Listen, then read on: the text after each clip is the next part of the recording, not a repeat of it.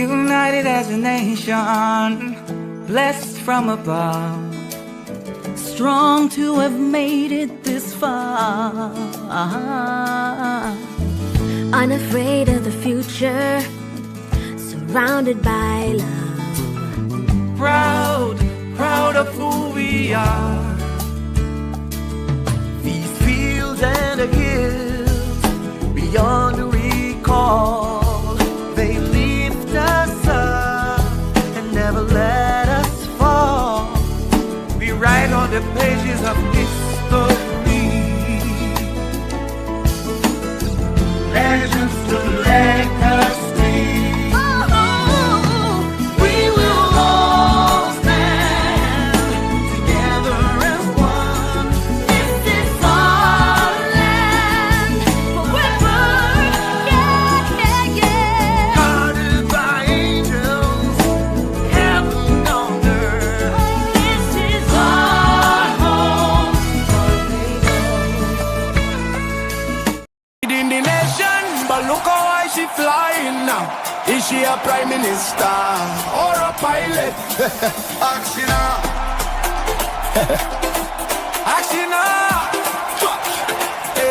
Is she a prime minister or pilot? Every week a next flight in the docket. Hostess or conquer who could tell? Barbados come crew not doing well.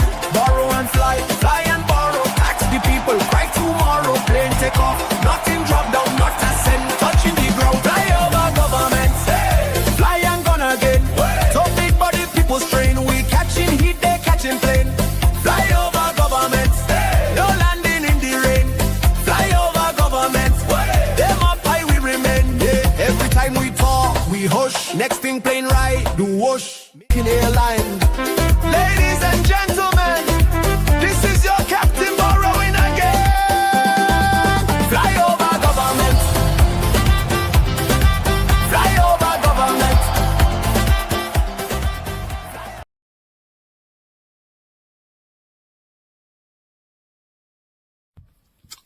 Mayor, this is Spinal. There you boy Spinal. Jason Smith, the former cricket coach at National Sports Council, where we used to sit by the line bar by the stadium and drink. You was a woman that I love. Auntie, I'm gonna say love you. See that Barbados Defense Force sports program that you dismantled? You back up a lot of people with hope. And I not come to curse you, but there's a lot of children that had aspirations to like move on in life. Cricket, athletics, football. A lot of people aren't. I may not live in Barbados now, but listen, you see when that Barbados Defense Force sports program was demolished, a lot of people aren't. And you tell like they got people from the IV and then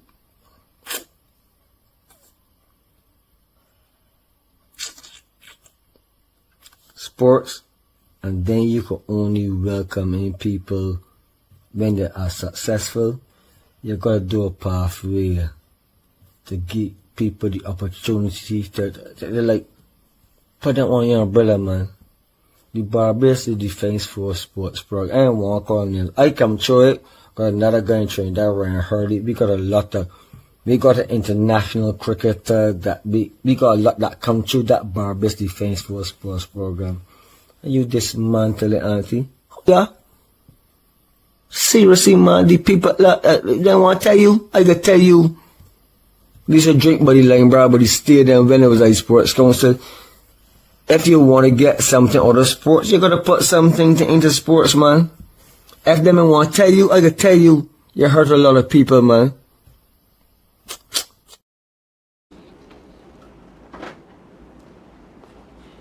That's Spinal, Jason Smith. Jason, I hope you're watching us wherever you are. Welcome to DLP TV. This is the Thursday edition. Tonight, our topic is more than a game, the professionalization of sports in Barbados. Obviously, the Democratic Labour Party believes that sports can advance in Barbados beyond amateur levels And we feel that sport should be on the curriculum of schools, like any other subject. Maths, English, could be cricket, could be football, could be basketball.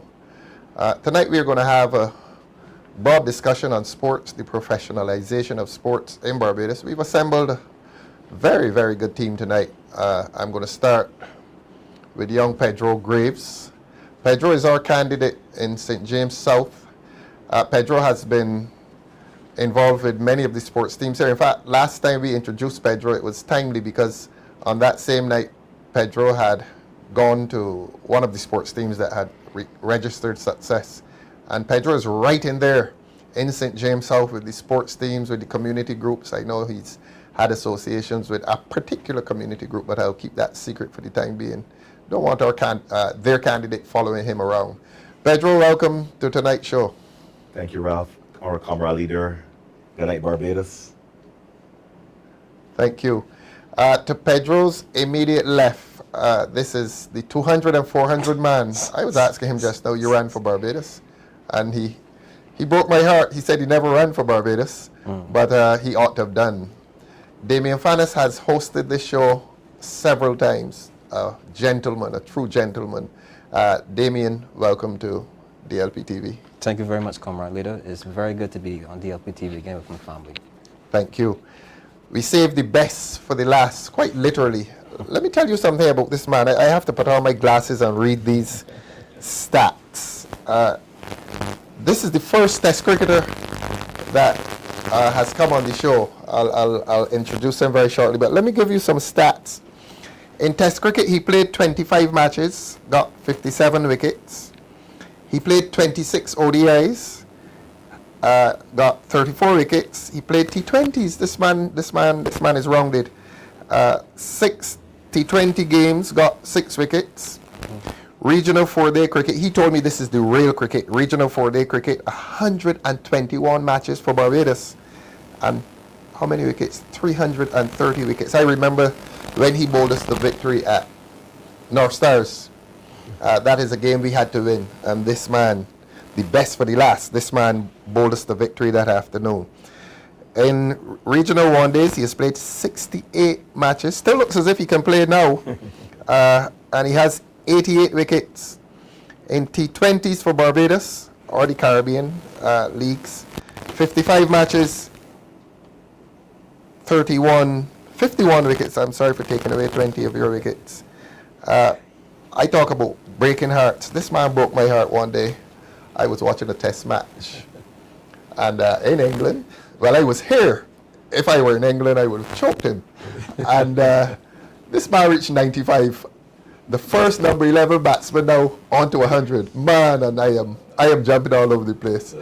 Tino, you broke my heart. Why you playing that shot?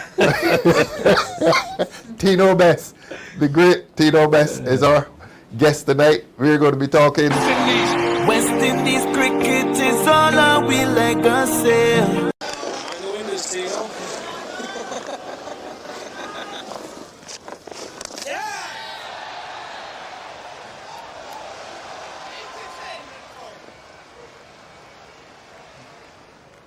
Interesting something about Best's appearance or his bat.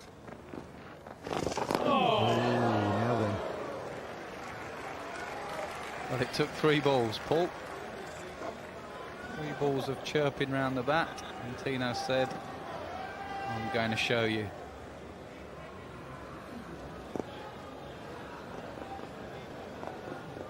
They'll all be fairly friendly, though.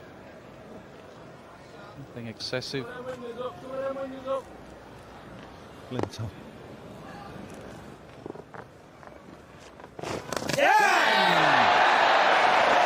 Didn't last long, couldn't resist it, had to come charging down the pitch.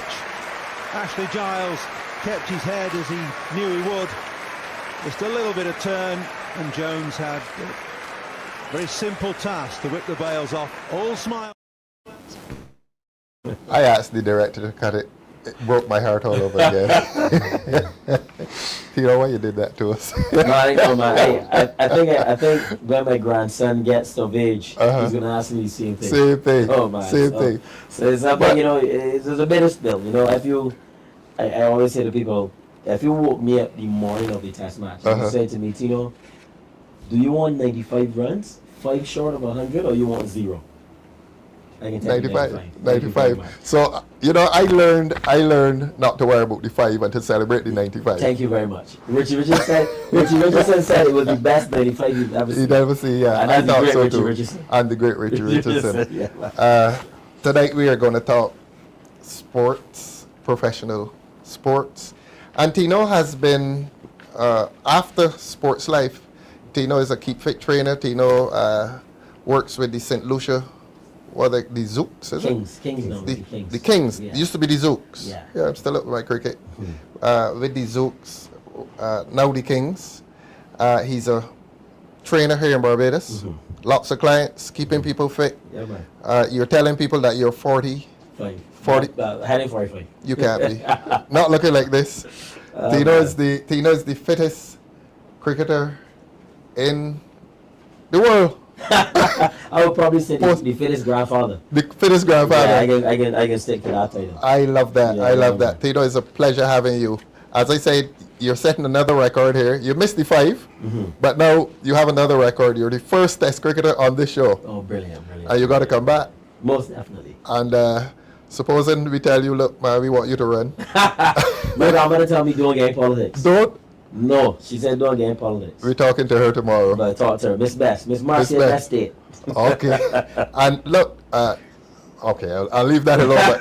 But you from Richmond Gap? Richmond boy. Okay. Where did sports begin for you? I think sports began for me in my grandmother Clara Best's front house back in the early 80s on the Radio Fusion. I cheated you.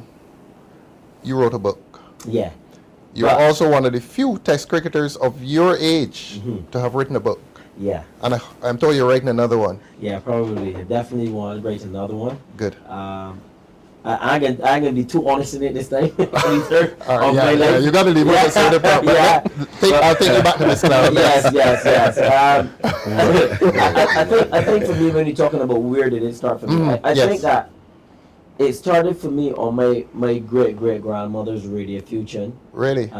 In the corner of the living and this room. is right up the street Richmond, here. Yeah, in Richmond, yeah. Off President Kennedy Drive. Yes. Beautiful. Right, and she was listening to her grandson. This one, the Radio Fusions up in the corner the of the table one. Yeah, the brown one. The brown one up in the corner. You still have it? No, I gotta go to the museum to see one of them. Oh, but I have one. And my grandmother Clara was listening to her grandson make his debut. Call the name, don't be shy. Carlisle Alonso Best. That's your uncle. That's my uncle. This is 1986. I think I was about around 6 years old, and I remember my great grandmother, my cousins, everybody in that front house listening to Carlisle. Come in to bat. I think he batted 4 wickets was down, and the first ball, everybody scream out because he hit it for 6. Yes, that's Jamaica. Yeah. They said it was the first debut. I hit a 6. I hit a 6 at Sabina Park. At Sabina Park. He was loved there. Yeah, and for me as a kid, that memory was so impactful to me. Yeah. Because you were 6 years old. Yeah. I wanted to make my family proud like that. I wanted to see the jubilation. It's a different. Anybody that grew up in a family who had like someone who was really popular knows this energy. Yes. It's very hard to describe, but I would try my best to. And as a little boy, I will always play cricket by myself.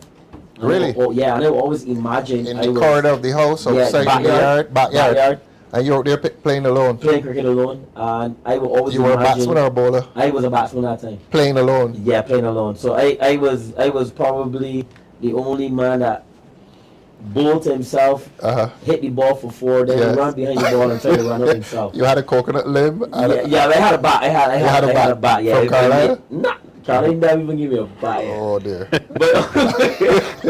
No, my uncle, that was his way of really encouraging me. Yeah. My uncle was really tough on me as a little boy growing up, and he thought he was being tough on me, but those 6 women I grew up with who were really 6 women. Yeah, my grandmother and her 5 daughters. Really? Yeah, and I grew up with around a lot of women who So, taught me. grandmother every- and 5 daughters. My mother included. one of them is your Yeah, mom, my yeah? mom, yeah, my 4 aunts. Yeah. Where your mom came in this? Yeah, my mom was like my father. No, I mean of these. How many Oh, daughters? She's second. So Second. Okay. it's Auntie Margaret, my Uh-huh. mom Yvette, Yes. Auntie Dolores, Good. Auntie Olivia, and Yeah. Auntie Ansela. Yeah. Pay some tribute to them. Call Yeah, their names. all the time. They're in my butt. When you open my butt, they're They're right there. right there. Beautiful. Beautiful. I think for me, growing up as a young man, it was awesome because I was allowed to be myself. You were allowed to be I yourself. was allowed to be myself. The only thing with my mom is if I passed anybody's home and didn't speak, it was roast. Yes. So I had to make sure, even if Roast like how the Americans roasted me. Yeah, but Tell you things that you don't like or real roasting. I mean, real roasting. How? Like, cut your backside. Cut your, yes. So, okay. so you With what? A little cuckoo stick or something. Two slaps with cuckoo stick. Uh-huh. Because my family had this concept that you're not only representing yourself, Uh-huh. you're representing all of us. The village. Yeah, you know what I Yeah, mean? So yeah. my neighborhood of President Kennedy Drive via Richmond Gap, it was a beautiful, beautiful neighborhood. And it was yeah. so lively. So that was my first introduction to sports. Yeah. My uncle. And Sports or cricket? Well, cricket, yeah. We used to play everything in the neighborhood. We used to sprint, play football. We had one of the most amazing people in my neighborhood was a man called Glenroy Corbett. Glenroy. Yes, he rests in peace. Glenroy was in Wesley Hall with me. Yes, one of the most Class 3A1, and people. Glenroy went off the foundation. I went off the Crumpton Street. Yes, Glenroy was absolutely amazing. Amazing to our athlete. neighborhoods, Amazing athlete. Because we had like all Kings, you had Richmond guy, you had Lower Richmond, and we all of us were going to St. Leonard's School. We were allowed to use the amenities in there, the courts, the fields, everything. Yeah. And no vandalism. Like we treated St. Leonard's School like it was with our respect. home. Yeah. Yeah. Because we knew the security guard. As soon as the children clear out, everybody in there can play basketball, cricket, or football. So Or Glenroy lawn was the tennis. senior. Yeah. I've seen you write this on Facebook. Or lawn tennis. I learned to play lawn tennis in St. Leonard's Really? School. Did you? Yeah, lawn tennis. Yeah. And road tennis as well. But like for me, growing up in that village of Richmond Gap, Wilkinson Road, Orcas, in St. Leonard's School, was one of the most amazing things I've ever experienced as a young man. Tino, I feel as if, permit me to say this, I feel as if we're spiritually connected because your mentor was my classmate. Yeah. Can we tell the other secret about of this? course, yeah. My father went to school. He was At Grace Hill Primary. Yeah. At Grace Hill Primary. Bertram. Bertram My Gray. buddy from Sporters Hill. A good man. We were the same class. So we're connected. And the first time I met Absolutely. you, let's say hello to Barry Wilkinson. The first time I met you, Tino, was when Barry opened the shop at Sheraton. Yeah. First time I met you. You came up to me, one big hug. Yeah, man. because obviously, growing up as a little boy, you always hear about Ralph Thorne Really? and what he's doing, as a lawyer. And, it's like a beacon because obviously being a lawyer, and being, handling big cases and stuff, you're always like, this guy is very, and then you write a column or you speak, it was very articulate. So for us growing up, we always look up to people who look like us. And You know what I mean? I used So to it was represent the cricketers a lot. Yeah, of course. And when I went on your uncle's show, Bess and Mason at the time, Yeah. man, I used to be there speaking for the cricketers. All the time. And saying that the cricketers should be better paid. Absolutely. Yeah, That's a whole different issue. Yeah. So here you were in President Kennedy Drive, almost in the shadow of Kensington. So you had this sense of cricket and the importance of cricket because you're seeing thousands of Barbadians converging on Kensington. So you know what's going on down there. First visit to Kensington, how old were you? First visit to Kensington Oval, I nearly got my backside roast because I was not allowed You to weren't go down there. You weren't supposed to be I there. wasn't supposed to go How there. old were you, Tino? I was 9, maybe 10, pushing 10. 10. 1990, Carlisle Best at tea time is 70. This is against England. England. Yeah. That's the 164. That's 164. I saw. But it's the I Friday saw. evening. Oh, the Friday evening. Yeah, because the little transistor radio. Yeah. The guard man had one, and he was saying my uncle because everybody knew Carly Best was my uncle. Uh-huh. Every person I met, I would say, "Do you know who's Carly Best?" And they would go like, "Yeah." I said, "That's my uncle." So as a little boy growing up, that was my icebreaker for every single Everybody. human being that I came into contact with. So this is the 164. Yes. I So saw every ball of the 100. So what happened is at tea time, Uh-huh. the guard said, "Man, you Uncle Lee can score 100." He told you that? Yeah. You were at home or I you know were... I was at school, this primary school. Where is So this? Eagle Hall. Eagle Hall. Right in the middle of And the Bridge guy Gap. tells you, your uncle, like, he They can can score score 100. 100. He not at tea. And I went through, I walked down the back of Richmond's Gap. This is after the bell rang? Or you After the bell ring, I ripping. 3 o'clock? 3 o'clock. Uh-huh. And I... You said you're ripping going out. You mean you're running? Running. Running, coming to Kensington. Running. What a great story. And I cut through the cemetery, straight across, and who stopped me at the door? The great Kipling Ward. Ah, the Empire Man. And he said, "Yo, Wes, what are you doing here?" Uh-huh. I said, "School done. I want to see my uncle." He said, "Come in." And Uh-huh. I came in, Players Pavilion, and I sat. Put you in the Players Pavilion? Yeah, because it was always a lot. It was me. The three Musketeers were Dario Haynes, Desmond Haynes' son. Yes. Carl Greenwich, Gordon Greenwich's son. Really? And I was Carol's best nephew. Whoa, what and an then, elite group. And then when the West Indies series come, we will have Jason Lloyd, who was Clive Lloyd's son. Excellent. And then sometimes Stephen Farmer's son used to be down there as well. So we would play on the practice pitches. So you had the privileges. Yeah, I had my uncle, and that's what I always said to people, like, not making the age group teams for Barbados. Mm-hmm. I knew I was always going to make it. You were destined. Because Yeah. I knew how to be a professional cricketer. Right, Because I saw right. my uncle, how he maneuver. I was in an Empire dressing room. I Oh, was you used to go to Empire dressing yeah, room? man, my uncle, I never missed a game Empire played as a little boy. So how you get how I you know, got it? that's a whole different rabbit hole. Oh, you wouldn't talk about it. That's a whole different rabbit hole We to wouldn't talk about go it. down to when it comes to like switching alliances. But I want you to tell us about the the 100. game So that you. I watching my uncle, Mhm. Devon Markham, because I was so surprised to see a person of color play Playing for England. Yeah. Right, and they were like three guys of color. Mhm. Dufreitas. Phil DeFreitas. Yeah, Phil DeFreitas. Yeah. Gladstone Small. Gladstone Small, the and Common Dev Marion. Yeah, and Dev Devon Markham. Yeah. So I was like, whoa, I didn't know that people of color was allowed to play for England. Uh-huh. Because you know, Even then you had that consciousness? Yeah, it was like, you know what I mean? Because I never saw it before. Right. You know what I mean? right. I go in and watch club cricket in Barbados. Yeah. So, and then the opportunity to watch regional cricket. Not many people that are Caucasian. Right, You know what I mean? right. Yes, Barbados, yes. You know, you might see the Indians obviously from Guyana and Trinidad. Mhm. So as a little boy, I was like, okay. And then this guy, Devon Markham, was going so fast. He was quick. And my uncle hooked the ball for 4. Last shot of the day. Yeah, and this was the most refreshing. Refreshing. You emotion. saw it in real time? Of course. My grandmother can attest to this because I gave story with my grandmother. Uh-huh. So everybody jump on the field, run cross. And I remember they were the This $1. he pivoted and yeah. Carol told me up to this day he doesn't understand how he played that shot. Listen, I don't know how he played It was as a well. form shot. You just batted the whole Just day, you batting. were form And I remember everybody just running on the field, and at the end of the play, my uncle had so much red money because it was Really? the $1. The $1 was They actually pushed money in his pocket? Yeah, there was so much money. Like everyone was just jerking money in my uncle's pocket. So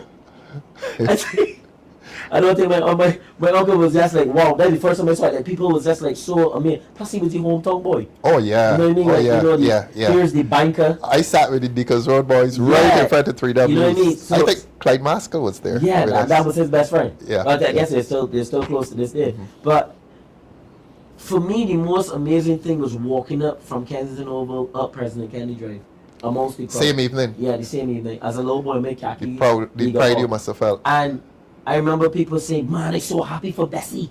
Man, you see how Bessie take Yes, on Devil yes, Malcolm." yes, yes. And you know, and it was like, wow. And I remember going home, and my grandmother was in the garden. She's like, "Little boy, where you was?" I said, "Uncle, no, make 100." And it was done. Who give you permission to go down there? Boy, you mother looking for you. And guy say here, don't get up by here first because she can roast you. So I remember I got put up by my grandmother first, and my mom cooled down because she couldn't find me. So you didn't get the lashes? I didn't get the lashes. The hundred saved me. Yes. So my uncle saved me from a good roasting, a good walloping, and for me that is what I wanted. I wanted my neighborhood to say, this is what we want. This this is what I want. Sorry, this is what I won't be. I won't be a cricketer for the West Indies. I want that energy. I want that love. I want that affection, and so forth. Yeah. So that's, All right. that's The directors are telling me that you're going to do a video now, and Tino will come back to Pedro. You enjoyed this though, Pedro, and Damien. So you didn't mind? Yeah, no, We're not going to get him here every week. You know? The video? You have a video?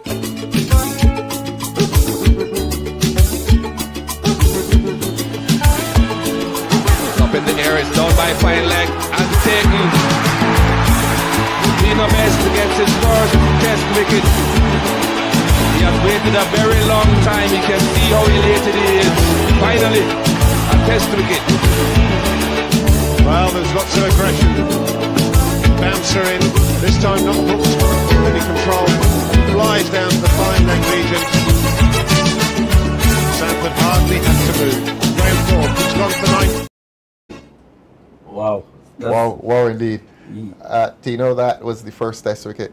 Yeah, that was very emotional for me because when I jump out to punch, right, I got weak in my knee due to the fact that I had made my debut against Australia. Yes. That was Australia then? No, that was England. Oh. So I had made my debut because it was a real quick transition for me, honestly, because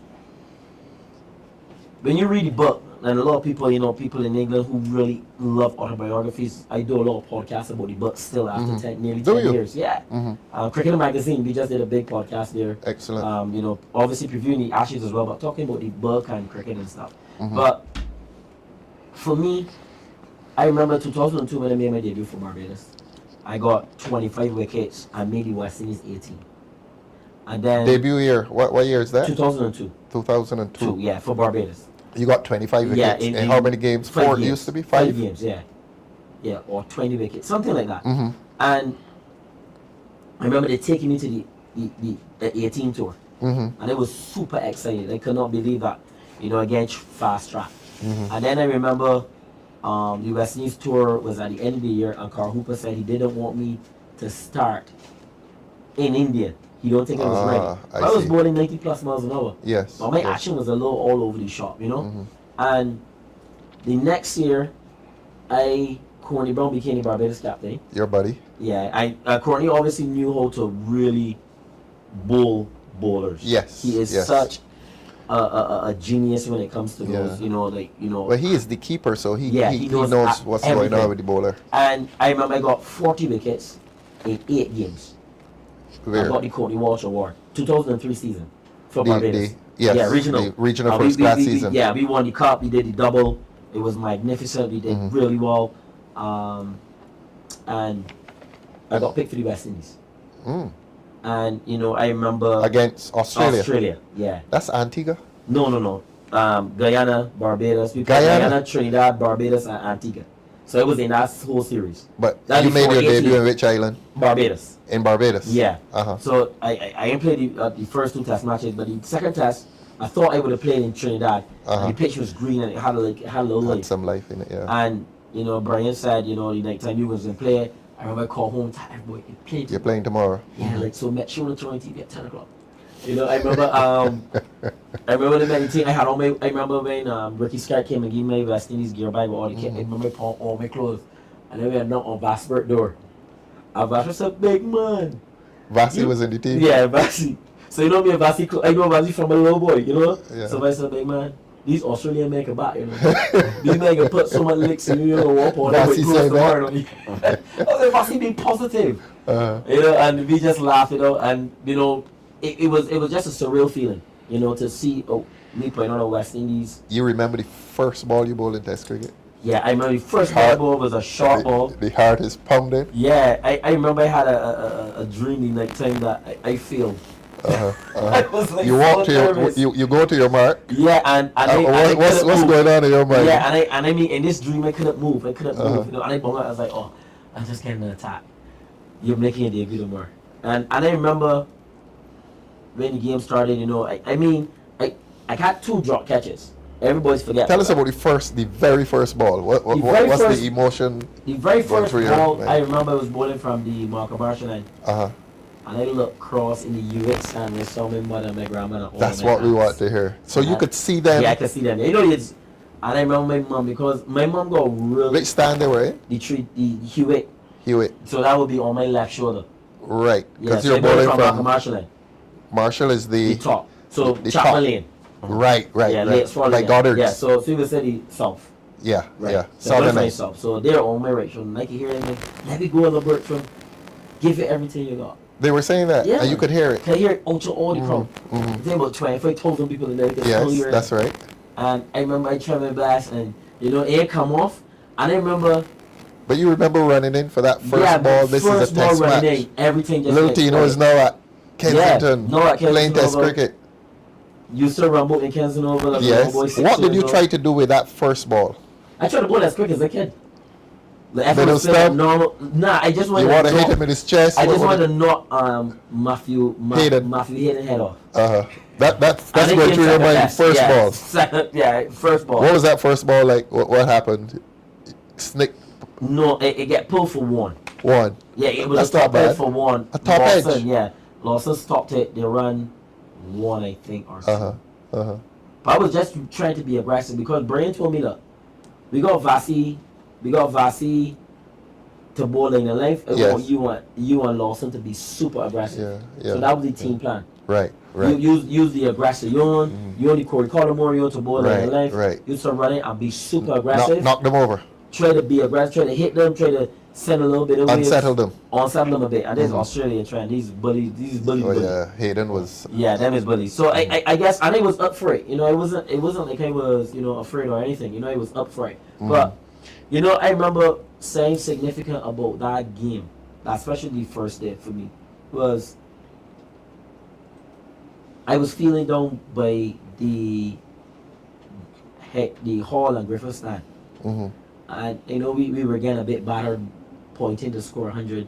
And this lady, Ponting. yeah, pointing to score 100. You can tell your grandchildren you played against Ricky Ponting. All of them. Yeah. And Hayden, who had 380 at one point. And what ended up happening was, a lady said to me, "You disappoint me." I was feeling, and this lady yelled out, because she was like, it was the only Bajan woman in the Hewitt, not Hewitt, in the Hall and Griffith stand. Oh yes, because the English used to populate in there. But it was the Australians, so they took over everything. Yes. She said, "You disappoint me. You made me waste my entire day. You ain't nothing. You ain't no Marshall." And I said to myself, right, I was gonna say something back to her. And I catch myself like, that's a lady, but just be cool, you know what I mean? Because I having a tough day already, and this lady talked because and it just goes to show you that she hadn't seen me the 2 previous years playing for Barbados or West Indies 18. Right. So, And to make that instant comment, judgment. to make that comment, you clearly you aren't a cricket fan. Yeah. And I remember within 2 twos, I remember saying to myself, "Tino, stay focused." And then You told yourself that. Yeah. Then Ricky Ponting cut the ball. We have a sports psychologist here tonight, so she may discuss that. Yeah, and I said, Tino, switch off, do not switch off, boy. And then in 2 twos, Ricky Ponting cut the ball to the white man. I ran around, pick it up, and run him up. Really? Yeah, brilliant. Here at Kensington. Here at Kensington. You were telling me. Yeah, I'm going to come to you so, Pedro. You're enjoying this. I know you are. so that and for me, I ran out Ricky Ponting. Brilliant throw to Calvin ball, the keeper. She right over the So bills. you didn't go back down to her and say, look. Not at all. I remember coming into the huddle, and I said to myself, "Yo, T, you belong." You say that to yourself. Yeah, don't sleep in your head. Don't get in your head. Don't so the game, you play the game up there, talking to yourself all the time. Yeah. And what happened after that? I got dropped from the West. So we went to Antigua. After one game. Yeah. So I was still in the squad. Yeah, but the game itself. We chased down for 18. Amazing. That's when Vasi hit the 6. On my banks. And then the next test series with Sri Lanka, I got dropped. Fidel made his debut, destroyed. Brilliant. I was so happy for Fidel. You were? Absolutely. You know what I mean? That's me. I grew up in a village that's love. Yes. I got love as a youth, so yes. I can't be jealous of somebody doing well. Well, let's fast forward then. Yeah, so they say that the fastest spells from 2 bowlers, you and Fidel in Sabina. Yeah, correct. Yeah. Against England, was it? Mark Butcher and Nasser wrote it in their book. Yes. And I was honored. I was like, wow. Yeah. The quickest 2 spells from both ends. Yeah. You got my boy 95. They ain't like Bartley and McGrath. that McGrath bowling style, the 80 who's super skillful, who's one of the greatest bowlers. We're not trying to compare. We're just talking about heat. You know, we hit everybody in the head. we send guys for cats. Me and Fidel, we were different. And I love Fidel. Jerome, it was Ravi. Jerome Taylor? Yeah, Ravi Rampal, Lawson, Jamil Lawson, Darren Powell, Colin Moore, Collins. I love those guys. These are people you played with. Yeah, I look up to those guys. Yeah, for me, it was never jealousy. Because we're from Megan. Correct. My biggest flex. Your grandmother taught you that? Yeah, absolutely. My biggest flex playing cricket was my fitness. Yes, indeed. Yeah, my how fit am I? Yes. If I know I'm not as skillful as the rest of the guys, but how can I contribute to my team? By bowling 90 plus miles an hour, day in, every day time. out. Yeah. So I go be fit for my boys. How many miles per hour you can bowl now? Me, I have no clue.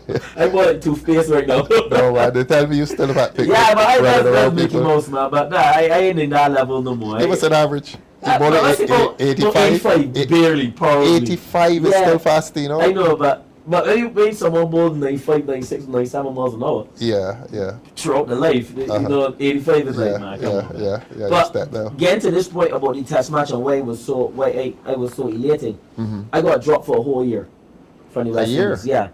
And I remember calling one of my good friends, Fernando Paul, and said, I hate cricket, I want done. And he cursed me so steep. You telling you want done? Yeah, he was just the man.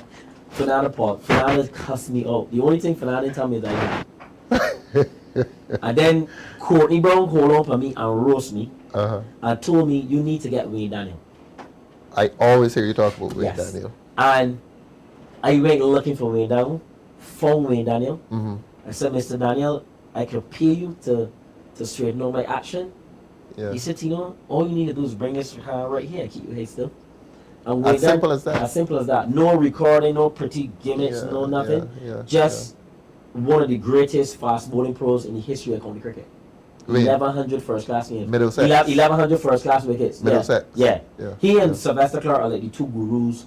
Oh yeah, Sylvester at Surrey. Yeah, Surrey. I know the little showing off here, see? Yeah, man, them was phenomenal. So, and I remember we used to have a training camp at Pargan, the Barbados team, for like 3 years, and we beat everybody in 3 days. Really?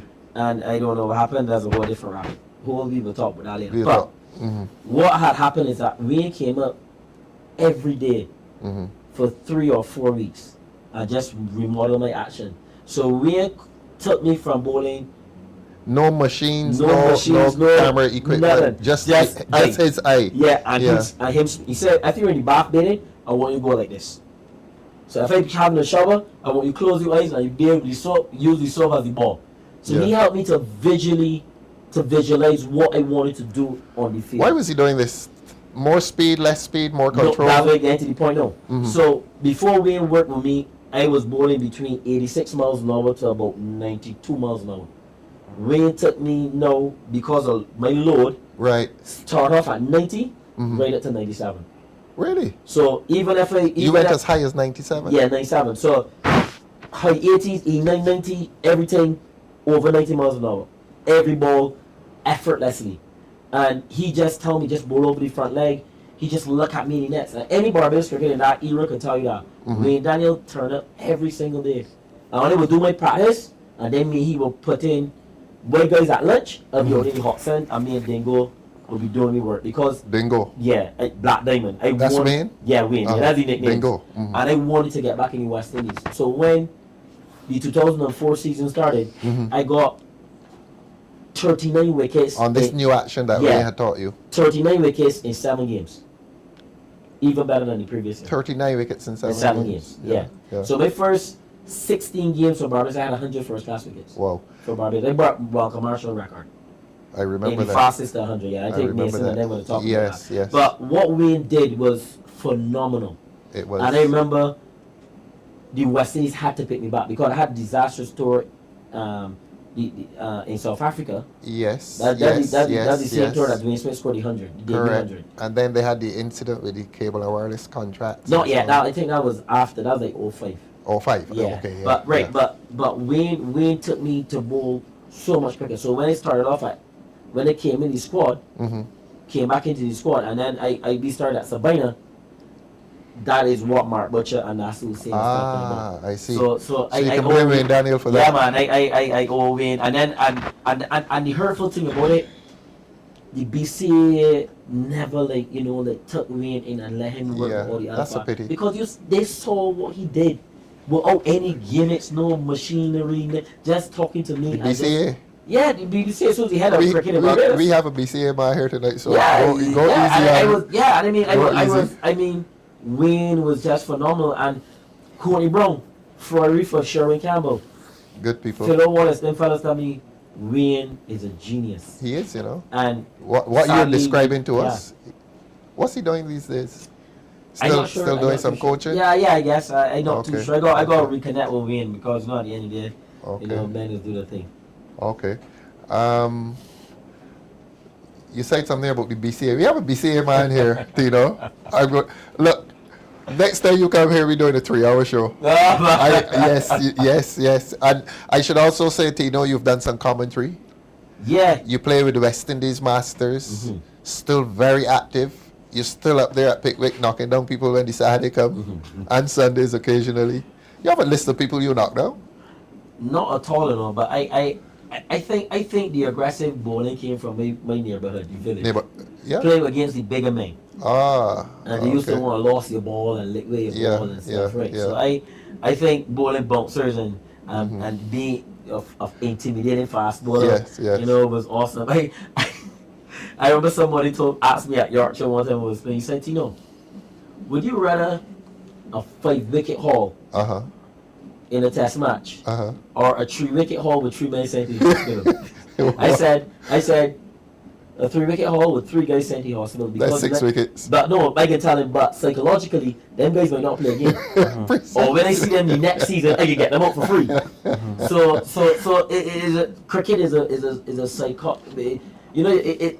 It's a mind thing, mind. Not only a mind thing, right? But you go big kahunas. Yes. To face people like Brett Lee and Akhtar. I play in an era where every international team had at least 3 men to bowl over. You face Akhtar? Yeah, you face Brett Lee? Your buddy? Shane Bourne. You face Shane Bourne? Freddie Flintoff was dangerous as well. Yeah. And I think for me, what built my character and gave me that heart was playing tape ball cricket in St. Leonard's School, down on Deacon's Farm, facing a guy called Kamal, who I think used to bowl a tape ball 108 miles an hour. Kamal? Yeah, he used to destroy Barla. He used to make Barla into Barla. Really? Telling you, serious. Rest the voice, Yeah, Tino. You have done so much for the show. Pedro, we've heard from the Test cricketer. Pedro is a bit of a cricketer. Well, Pedro is a cricketer, not a bit of a cricketer. He played a shot off of me one time. He did? Tell us about it. Or play a forward. This is where you were spinning? But I was taking it easy, man. Easy. Medium pace. Yeah, 90% of the balls biggie upside your stand. He ain't getting like, but this was Pickwick against who? I can't remember. Banks Day was called Banks Day. Banks Day? Yeah, you played for we actually Banks? played twice. We played Banks was twice a good against team. when Tino was injured. I think both he and Fidel were injured. And they played against a UB Vice Chancellor 11 team Yes. at university. You may remember this. I think it was 2008. 2007, you were injured, you came back and you were playing at UWA. Graham Athley and I opened the batting against Tino. Graham Athley. Yeah, Graham Athley. No, neither Graham or I had on helmets. Yet again at the old Bury there in Wilson. Yes. We were playing against Banks then was playing and Tino open bowling again. No helmet. This first division? First division. You played first division, Pedro? Yeah, man. Captain as well too. So and then Rondell Year was at Gully and he was saying, youngster, put on a helmet. So I knew I admit that some balls passed me and it wasn't you. I doing foolish to say that. Some top edges went over the road. Remember went over the road, top edges? Probably. Yeah, and then he came up and I came forward and made the grass not grow there again. But yeah, so I did score 50 in that match actually. I did score 50. You got to put that in your autobiography. I you scored 50. Pedro, tell us where it all began for you. Yeah. Sports. Sports. It's actually funny because like you know, I would have played at home. I have. It could be any sport, yeah. Not only cricket. 4 brothers. Four brothers. So we will go outside. We play cricket. We will play football. Honestly. Which neighborhood is this you're talking about? St. Thomas. In Hopewell, St. Thomas. Hopewell, St. Thomas. Yeah. Great. And we had so we played different sports with guys in the village. Again, we had, we would have played, we don't have all these houses before. So we was going to play on the grass piece. In the grass piece or in the cane ground, wherever, on the Millie Road. But they had to have good eyes because they ain't got to lick the ball and say cane ground and look for the ball and everything. This is a rubber strand ball? No, this was actually. Damien doesn't know what's a rubber strand ball, all right? I don't play with many. But yeah, so that's where it started for me. Then at school, obviously, we had what we call them games teachers then at school. They would have obviously got you involved. It's primary school? Primary school, yes. Which primary school is this? Sharon Primary. Sharon Primary. Sharon Primary. Well, Sharon doesn't have a playing field. You played in the graveyard down there? No. That's a big playing field. Yes. By the church? No, sure. The school, the church is there, and the school is on the other side. Oh, I see. The Maria Holden nursery is there, and all there. Yeah, so big hostel there. Well, big enough for primary school. And so I was involved in a number of different sports. I would have played, had coach for who come to the school from the sports council. This is table tennis. Yes. I actually, you actually mentioned something about Damien not ready for character. I actually have an unbelievable record for Barbados. You did Barbados duty too? Let me tell you about it. Man, you can't hide your light under bushel. Don't praise me. No, man, you don't praise me yet. I am coming on your platform. So you talk. I'm talking about all this. So here it is in I think it was 1999, the first on the 17 tournament that Cricket West Indies was going to put on. And I am named captain of the Barbados on the 17 team. You, Pedro Graves. But hold on. Look to your right. There's a man up there who played cricket for Barbados. I don't know why he isn't on this panel. So here goes now. Cricket West Indies, well, Western Cricket Board at the time. WICB, yeah. That they don't have any more funds. So the tour was cancelled.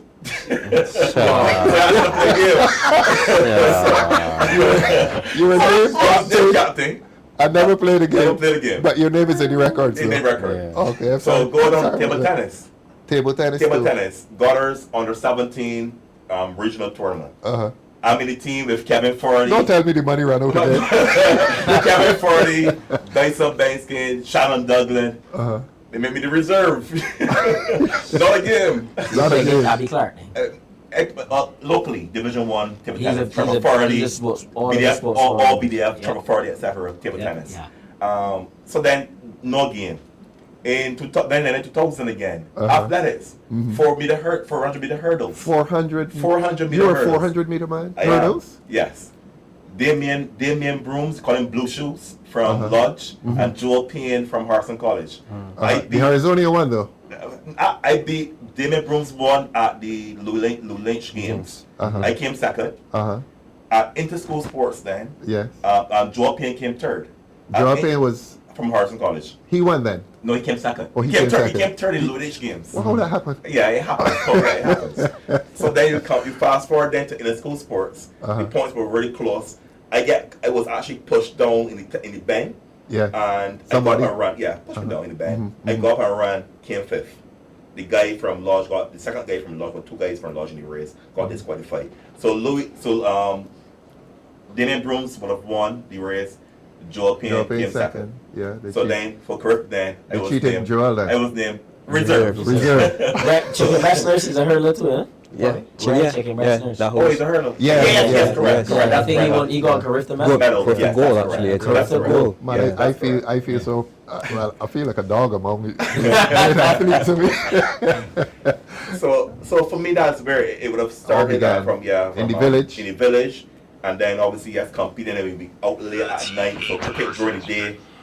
We got tennis at night. There's a guy in my constituency in St. James South. He lives in Husbands. Name? Hallam Hope. Hallam Hope used to take me to tennis from Colmere School to tennis and get me home at 11 o'clock, 12 o'clock for the night. I want to ask you something, Pedro. I always tell people in my day, we learned to play cricket at home. But no cricket is played in the villages now, hardly ever. So I am of the impression the little fellas are learning cricket at school. Tino, this is true. You learn your cricket in Richmond. Literally. You learn your cricket in Hopewell.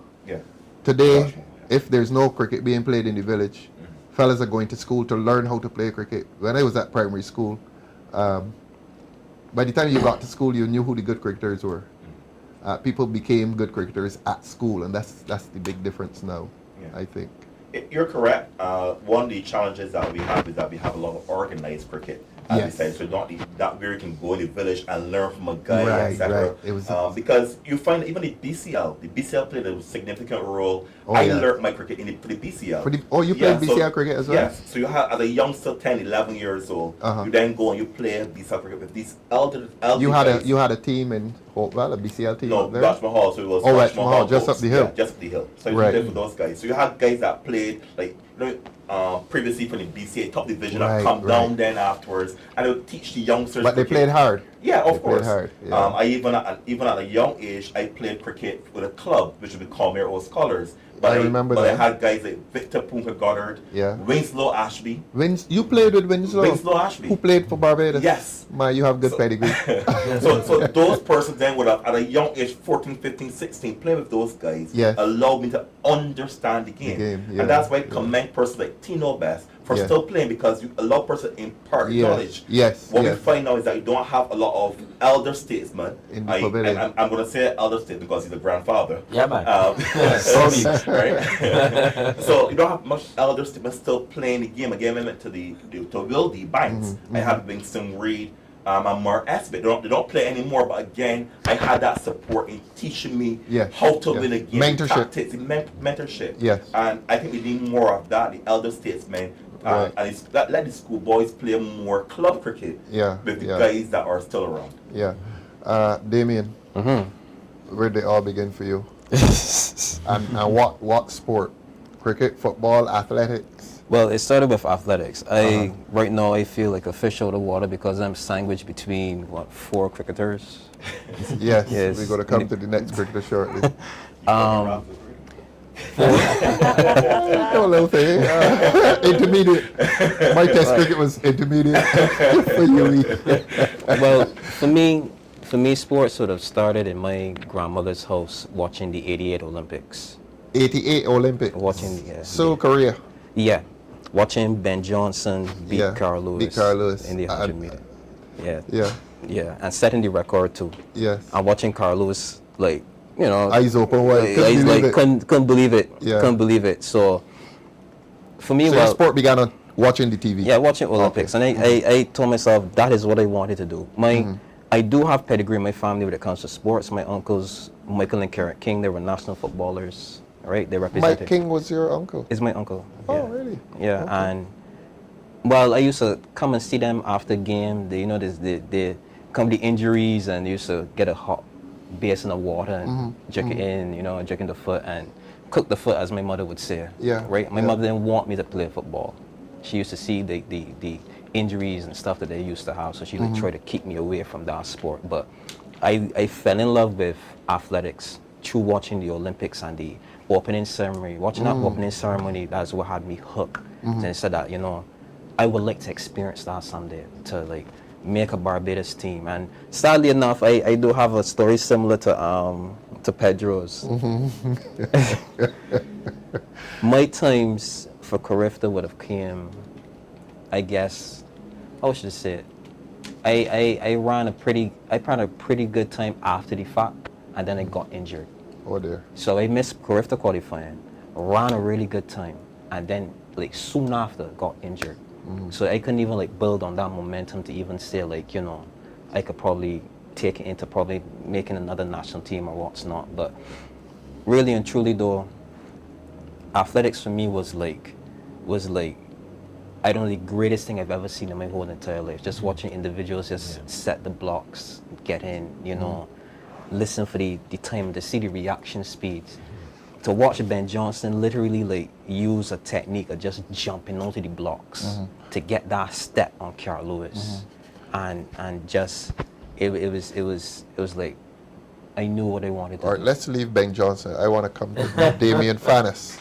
Now, a runner in Barbados. Yeah. We have one stadium. The government said they were building mini stadium. We haven't seen them yet. No, haven't seen them. They've built several in Barbados, but nobody has seen them. So where does a 200 or 400 boy begin running? At school, in your village, around the gap, where? Funny enough, right? I was not the fastest apple at primary school. Oh, so you're running began at primary school? Yeah, began at primary school. Where's this? Which primary school? Erdiston Primary School. Erdiston. And I could never, ever, ever make a sports day team. I could never make yellow house. I could never make that yellow house team. The only way I made that yellow house team was through the sack race. Yeah. And I was so slow. I was so slow in primary school that when I won that sack race, the teacher ran over that sack race 10 more times to make sure we Damien Fannis says, who win this sack race? We're gonna run this again. All right, nah, we run this again. And she did it 10 times. And when I actually came out on sports day, I was so excited because it's my first time walking out with the team, everything like that. I sat in the area where the corner of the athletes, so that when my name called and I'm missing my race. When I got in that sack race, it was like me watching myself was outside my body. I just was jumping and no lights was on. And when the race was over, the official came up, said, all right, this body first, this body second, you third. And he hold on to me and I was like, you sure? You know what I mean? And at one point where I wasn't moving because of expense, oh no, not you, this guy. But I wasn't moving and he was like, little man, come along, come third place, you know? And for me, it was like my first race I ever medaled in, but it was a sack race. Athletics really took off for me in secondary school because, you know, I had a love for running. Where was this? This is Corjan Parry. Give your school some advertisement, man. Corjan Parry, CP for life.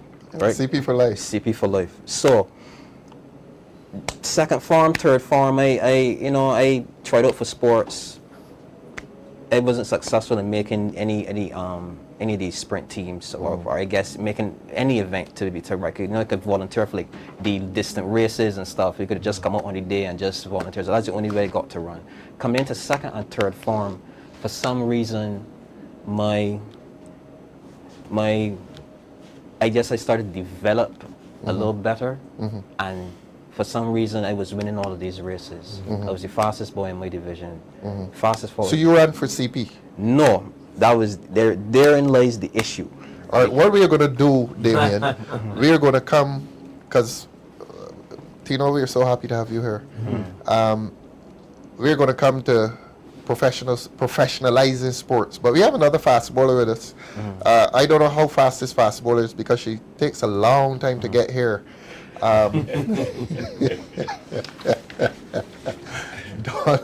Don, you bowl fast for Barbados.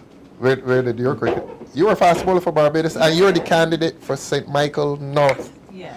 Look, we are bringing to Barbadians a group of candidates who are very rounded, who are rooted in their communities. We're not bringing people who just came out in politics without community or social work. We're bringing people, candidates, to the people of Barbados, candidates who have experience in social and community life. Dawn played cricket for Barbados, Dr. Armstrong. She's now a sports psychologist. That's the correct term. Dawn is now a sports psychologist. Your place on this panel is assured.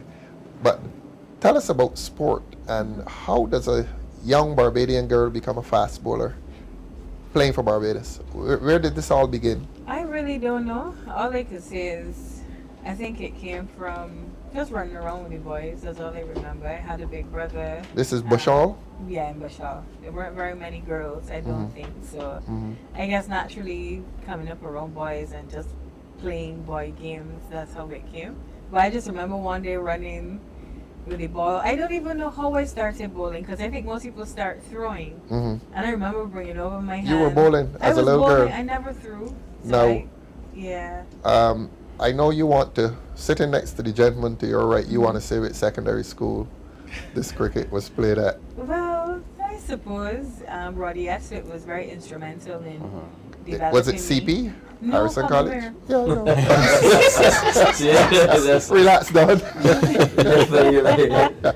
Yeah, so he was very instrumental. Actually, I tell everyone the first girls' cricket game was played between St. Michael and Comamere. And you were in that? I was in that team, first form, 1999. And yeah, I think at the time there was a lot of interest because St. Michael obviously had a girls' team. We had a girls' team, and they were like, well, why can't we just play a match? And I think from there it started to grow, this concept of women's cricket. And like that being the first, I guess, school game for girls, obviously it never materialized. I was then very instrumental in my UE days of having the first women's cricket team at UE, developing that, being vice captain of that. And then we went on to play in the BCA sanctioned tournament. Unfortunately, that's now fizzled out, so we're back to where we kind of started with women's cricket. I don't think people pay a lot of attention to women's cricket, and I guess we will get more into that as we start to explore, you know, the intersection of gender and sport and the lack of attention paid to women's sport in general. But yeah, so I would say I always enjoyed playing with the boys. So even as our earlier years of junior school at Commonwealth, the cricket started to fizzle out, I would always find myself in the nets with the boys, you know, running through, bowling, playing on evenings. Roddy didn't let me play with the boys per se, because obviously I come facing them batting, but I would always bowl to them, and if there was feeling, you know, within means, I would do some short catching and stuff, but never like full on, you know, playing with the boys per se. I think skill levels perhaps may have improved, because I know some women do play within men's teams. All right, let's talk about you. Let's talk about you. You played for Barbados. Yeah. How many years? I would say 2.3 years. 2 to 3 years you played for Barbados as a fast bowler. Yeah, as an opening bowler. As an opening bowler. Yeah. Yeah. And how was that? It was interesting. Good. You didn't get. This gentleman who's looking at you has 330 wickets. Yeah. You have 330 wickets for Barbados. Okay. Not at all. I know you feel strongly about professionalization of sport, and you speak about that all the time. Yeah. You think that sport should be on the school's curriculum, and you think that there is room for the professionalization of sport in Barbados. So I'm going to talk now about BDF. When the show started, we did a video from Jason Smith, and he was lamenting the closure of the BDF. Tino, you're a BDF sports program man. I know how strongly you feel about this. You write about it on Facebook. Your friend Kevin Millard always replies, coach. How many years you spent in the BDF sports program? The BDF sports program is magnificent. Magnificent. Yeah. That was the difference maker in your life? In my life, absolutely.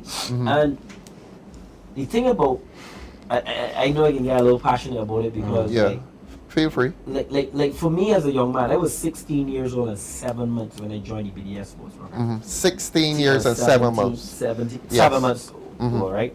I had no problem. I was not a trouble youth nor anything. Right. I let me get that clear. It wasn't. Why did you go there to become a professional cricketer? So this is what happened.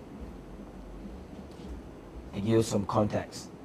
In 1997, I was at the Polytechnic. And I said, you know what, I won't go to Empire and play for Empire.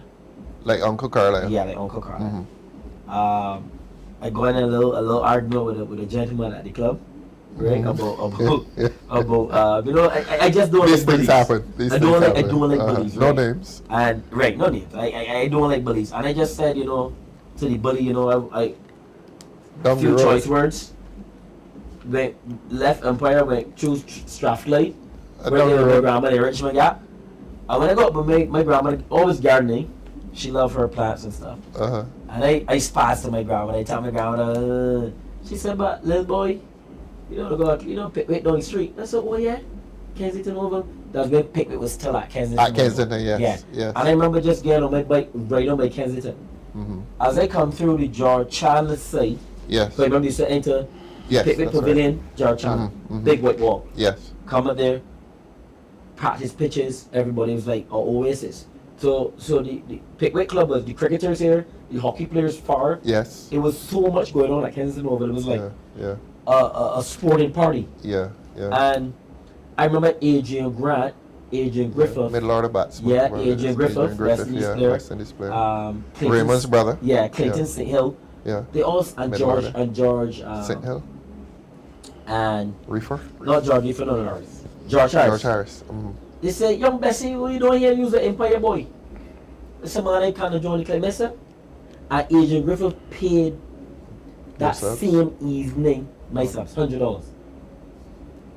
That's one of the coolest things anybody ever did for me. And I from that moment I was like, I never leave Pickwick because in 1997 I was 15 at the time. Adrian Griffith, Adrian Griffith knows me as Carlisle's nephew. And Adrian Griffith paid $100. A lot of money at that time. A lot of money to join the club because they wanted young people at the club. What did BDF do for you? Let's go. That's where it get to. Right. So I played for Pickwick. There's 3 games in 1997, and at one of my friend's grandmother's funeral, I met Mr. Dorridge, Mr. David Dorridge, and he said to me, "Young man, if you join the BDS sports program, you can play for West Indies." I was like, "Me?" Dave Dorridge told you that? Yeah. Straight. At the age of 15. In St. Leonard's Church Yard. It was Aaron's Barker grandmother's funeral. Yeah. But Aaron Barker was in there playing table tennis. Tall Aaron Barker, he was multi-talented. He could play table tennis, play cricket. He was just so talented. Harrison College boy. And Mr. Dorridge said, "If you join the program, you can play for West Indies." I said, "Well, okay." You were bowling at that time? Yeah, I was bowling. Pickwick made me open the bowling. At what 15 age? years At old. 15? Yes, 1997. Wow. Keith Ford sent me some stats the other day, and I was like, "Oh, I got some nice little club cricket stats. Not too bad." Yeah. Right? And so I joined the program in 1998. And joining that sports program was the most amazing thing I've ever did for my life. Not only for cricketing career, but me as a man. Because I already had the molding from my grandmother and my aunts and stuff. You know, make up your bed, sweep the yard, go and check out the chicken coop. You know, you do all the things around So the it was house. more than cricket. Yeah, it was personal discipline. Yeah, so when I get the BDS sports program, you know, we had to recruit 10 weeks. You know, you can't go home for 10 weeks. Like, what? 10 weeks at the age of what? 16 and 7 months. And you were away from home for 10 weeks? 10 weeks. I was going to be 17 that same year. You remember this gentleman? Yeah, he came in. I spent a year with him. He spent a year with me. So when he joined the program in 2002, my career was now booming. And so it was hardly in there. But for me, the sports program was awesome because you got 5 disciplines: football, cricket, table tennis, athletics, boxing. Football, cricket, table tennis, athletics, and boxing. How many were you doing?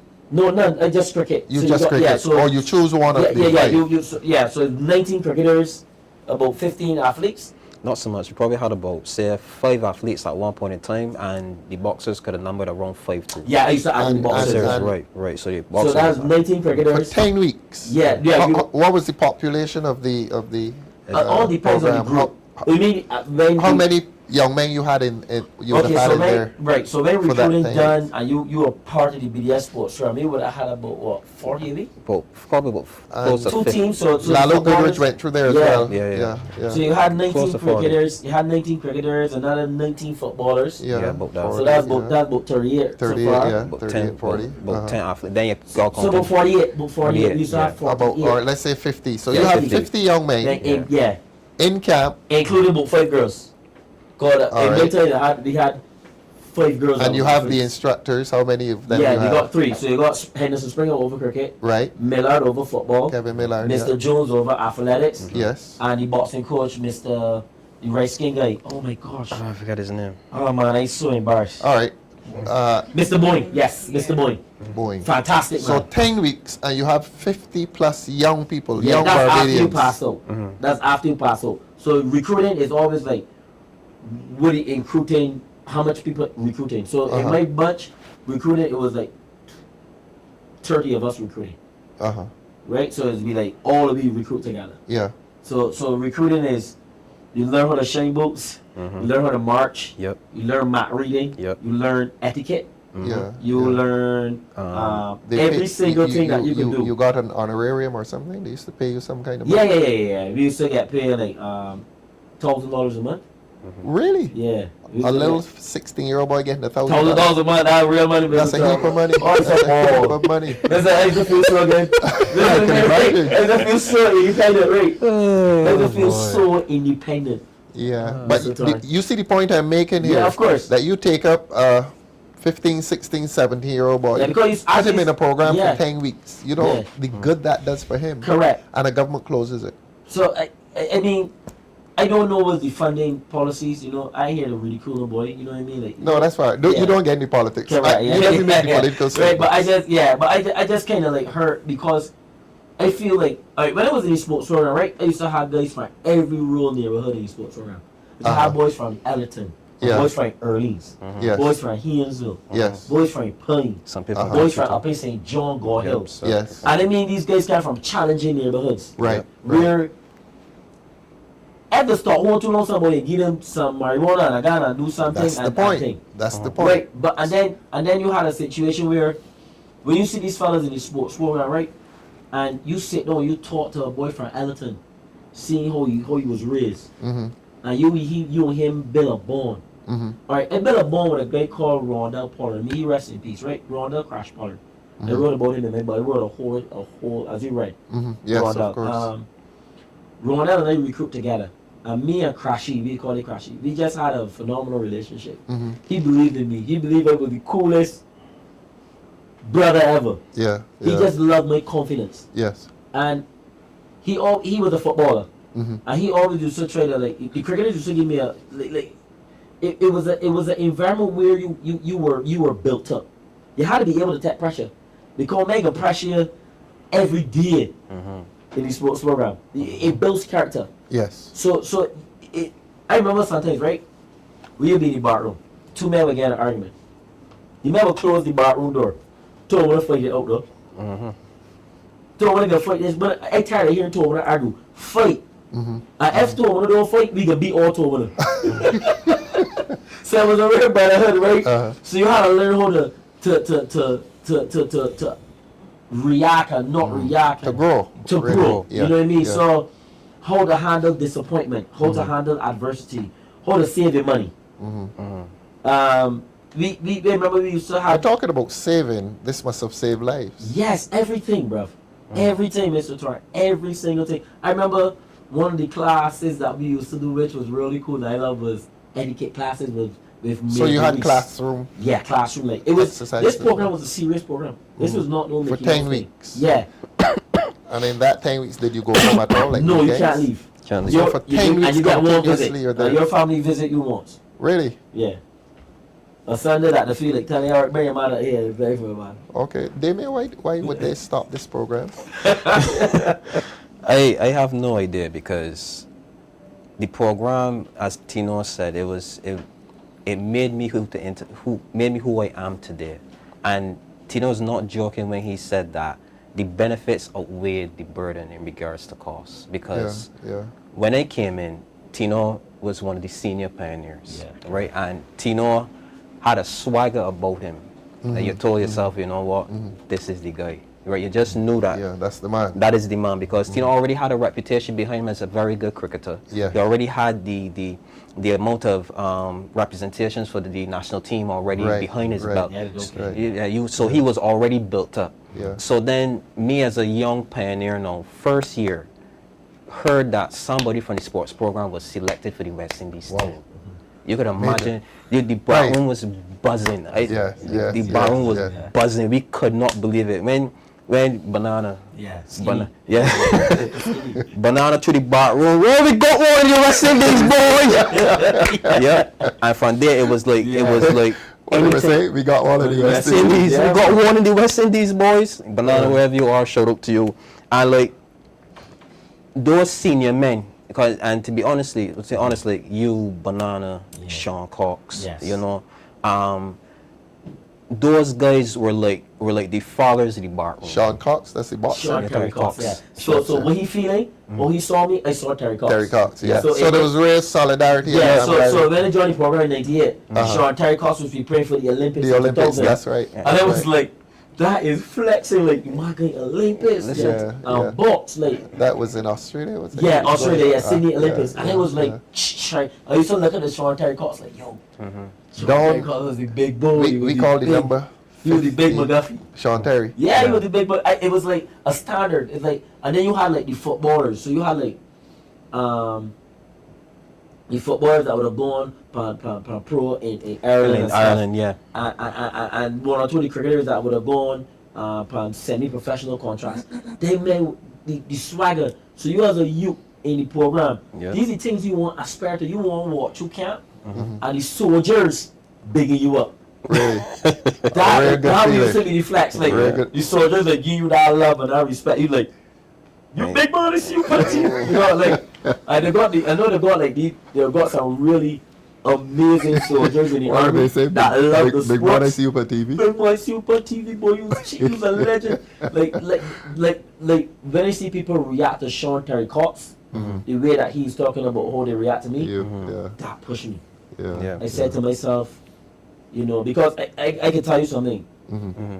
When I passed out to recruiting, my first year in the sports program, I kind of like shirk a little bit. Like spring, I used to train really so hard. Yeah. Every minute I used to run in the MRS. So the MRS is the medical response center. Like, so I think I had growing pains because I was now turning 17, and but every time I would just run. And I remember I wouldn't get to play on a weekend, and I would go home and I would complain to my mom, and my mom would cuss me out. And she would say, "Little boy, you need to change your attitude towards who you want to get. No boy ain't coming to save you, go save yourself." Let me. And I just changed my, and I remember a couple months later, I just like switched my thinking. And I said, T, if it burns, it's good. Enjoy the burn. Yeah. Breathe in the burning. And I just built up a calluses on my body and calluses on my mind to absorb pressure. And I think the BDF program Did that for you? And it could do so much for young people right now. They got so much young athletes. But that's right why I now want that to talk need an about young environment. people now. Yeah, they need an environment like this because I don't know. I see too many young people in my neighborhood. When they go back to Richmond or Haynesville, that could use this. that could play football. It's no matter how old you is, 19. Who used to do? All I work on is Sandy. It's like 19. And the And you can play athleticism is football, lost. see The talent is lost. Yeah, or I mean, everybody gonna make a living. I'm saying that wrong. Don't get me wrong. With someone working in Sandy Lane or somebody working in the service industry, but if you want to be a carpenter, you gotta be good with carpenters. If you want to be with masons, you gotta go with masons. You can't go with something that's completely. But we're going to talk about professionalizing sport. Man, that's what we're talking And about. I'll come to Dawn with this one. Tino member mentioned the number 50 involved in the program. And on a very sad note, it strikes me that we are losing 50 young men a year to death in the streets. Obviously, you're for a reopening of the program, the BDF sports program. Most definitely. And do you think it could be made larger? I definitely think, and I've often spoke about this, utilizing either the parishes or even the constituencies as hubs, you know, in terms of recruiting. Yeah. So if you look at it, Which one, parish or constituency? either or. The constituency boundaries are so fluid. Maybe parish is permanent. Yeah, perhaps, but you still have to map it on, you know, at the macro level, how we intend to, I guess, put the group. So the way I see it, the way it comes into my mind, the parish cricket was very successful back in the day. This year, Williams sponsored cricket. I believe that was under the Democratic Labour Party as well. So I'm thinking more about seeding into that and actually using the constituencies as hubs for recruitment and Recruitment into a sports program. into a sports program. I see. So with the BDF model, but actually utilizing the constituencies to drive sport development. Let's make some proposals then. How Tino is talking about a population of 50. We can grow beyond that in a more serious program. You mean 50 per parish? Ye- or no. Per The program itself. per year. Per year. Yeah. How many you think we could go to in Barbados, or we need to go to? No, I would say you multiply that by the 11 parishes, right? 11. So Parishes. 550 people. Yeah, just about. Pedro, that number is high. The number is high. Because remember we had a situation where you had, this was costing the government of Barbados, the people of Barbados, $2 million. $2 million. $2 million. The sports program? The sports program. A year. And Per year. Per year. And Not a lot of money on So it's that saving 50 lives. yeah, that is minuscule in my opinion when Yes. it comes to what the real purpose of that Yeah, that's a program small was. investment. So when you can abandon that program and then go and talk about a peace program. I'm not saying about the peace program, but what you're doing, what Tino is saying here, is that you get people from within the areas that are, you know, the deviant groups that are, if you don't get them into At-risk areas. Right, at-risk areas. And they're so talented. I Yes. see it as well too when I go to watch cricket, I watch football, I watch netball, I watch every sport. Boxing. Right? Yeah. All these things. When you go and you see those talent, Yeah. And you just go and give them a one-off match in the community and give them money. Yeah. You're going to use that money. Like the tournament that's going now. Right. You're going to use that money Yeah. to actually go, as I said, buy the drugs, buy the guns, and you want to really crime it because it's not sustainable. Right, The BDS sports program was sustainable. Yeah. Where you can, as Tino mentioned just now, what did you say? That it taught you how to be etiquette. It taught you everything. How to shine boots, and that's called respect and dignity. And Back up a bed with a 45-degree angle. Yeah. So you learn these things. Press more. You remember barroom inspection? Yeah. I think about barroom inspection, right? Yeah. When I really look back at it, right? You got barroom inspection, right? And the corporal can shoot and do so in field dust. Everybody come find the camp for a week. Yep. So this program would the be... boy can't have camp for a week, you know?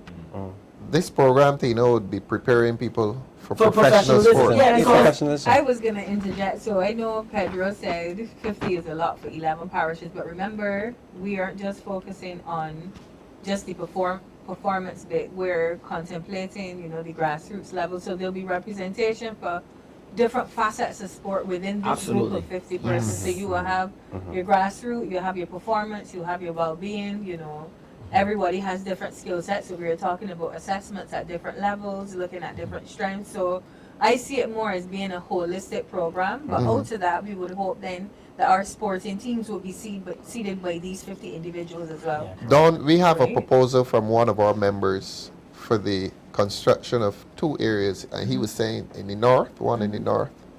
I think he was saying one in the north and one in the south somewhere. Building facilities, cricket, football. How feasible is that? And is that the kind of investment that you'd want to see a government make in young people? Most definitely, I say north, south, and central. Yeah. Because we're exporting our young people. I mean, a little fella can play football well. He gets a scholarship off to the United States or cricket. The cricketers are now going to England. Is this something we can do here? Can we have academies here? Most definitely, I think the academy should have been here a long time ago. And you mean like a facility, a physical facility, yes, of course. an academy, living like BDF. The Labour Party government would obviously cash in, and this is earning revenue, is that we would invite people, because I remember almost a decade ago we had people hurry into Barbados for their out-of-season training. The KFIL Academy attracts people from overseas? Used to. No, I hardly hear of teams because they're getting better value for money in countries like UAE and Spain, where they get the sunshine. But so we have really lost Sri Lanka is a little hub now. Most is it? Yeah. So but we have excellent weather just about every day. I got a partner, I got a friend, I got a company that I work with who brings in teams and go deal with Franklin Stevenson stuff. They have a fantastic Franklin has a nice facility down there. Fantastic. I want to say something about the BCA and losing youth as well. Just to solidify what you were talking about the roots in here, but in the you're direct at BCA, right? Yeah. Okay. Yes, Tino. When it was coming through playing cricket on the 15, on the 17, on the 19, right? I never got to make any of those teams, and the joining BDS was around at 16 and a half, right? That was my academy. Yes. That catapulted. That was my academy, because if I had not joined that, I probably wouldn't be. You wouldn't be Tino Best today. Yeah. Right. So it's the BDF that. Changed the course of your life. Correct. So I'm saying that when you the Barbados Football Association, the Boxing Federation, the table tennis, sometimes a fella might not be very good in the early age groups, but we go find areas where we could develop them, because people are late bloomers. I don't believe in there are people that are naturally talented, like ambidextrous, hand-eye coordination, like that. It's easy, but the harder you work, the easier it becomes. You gotta be repetitive in what you do. Like, I'm 5'8". I should not be bowling like 7 miles per hour. But I work towards that. I work on. No major back injuries or anything in your career? No. I have one injury in 19 years as a professional cricketer. I used to actually play with injuries. Side strain, I played a whole season with a side strain. I popped my whole hamstring for West Indies, take 3 injections, I get 6 for get money match. And the man tell me he was a real animal. But that was all mental. That was all BDF in me. Every time I get a tight moment, I said, you recruiting. Because recruiting days used to be the longest days. Rough. Look, recruiting used to make you so tough for the world that there's nothing that can pressure me or break me. When you come through that sports program and you understanding what professionalism is. I ain't getting homesick. I kind of make money though.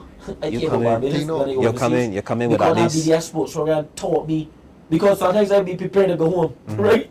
You know, we all clean, dress sweet. Remember when we had this the dress code? Yeah. When we have the whole dress code. Yeah. When they mention no polos. No polos. Everything have to be buttoned up. Yeah. Right? And slacks. Yeah. You're out Right. clean. Because one of the mates will come and want go work. Because we have, if you support What do you work. mean by out clean? Out clean as in, we gonna buy some chingos and some flower chinkos. Proper stuff because we had a dress code in sports room because one or two fellas come with a cat jeans.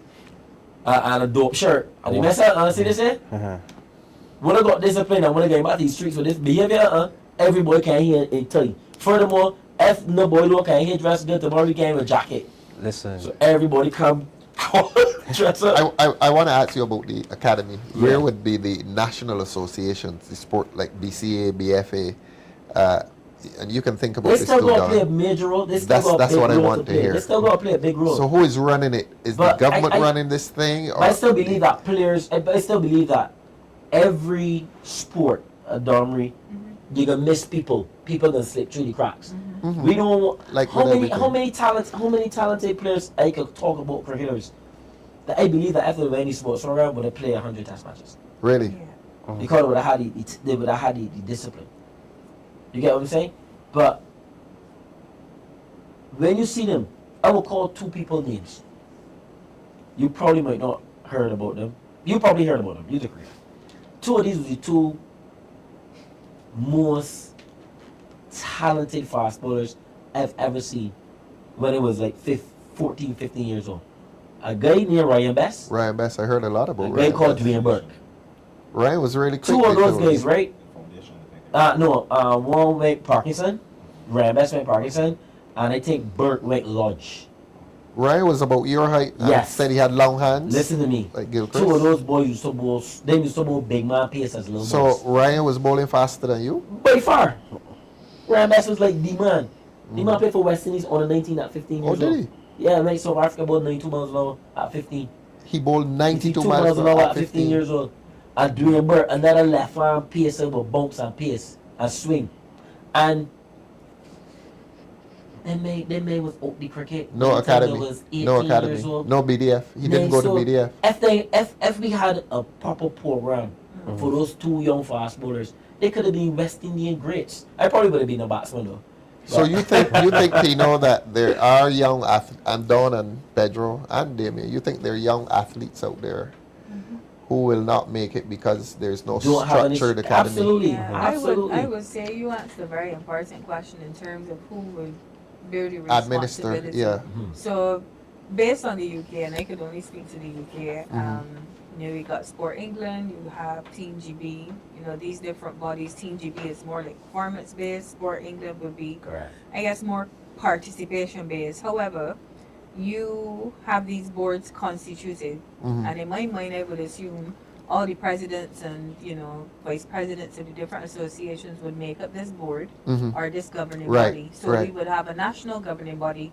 Remember, in the model that we described, the cash injection initially would come from government.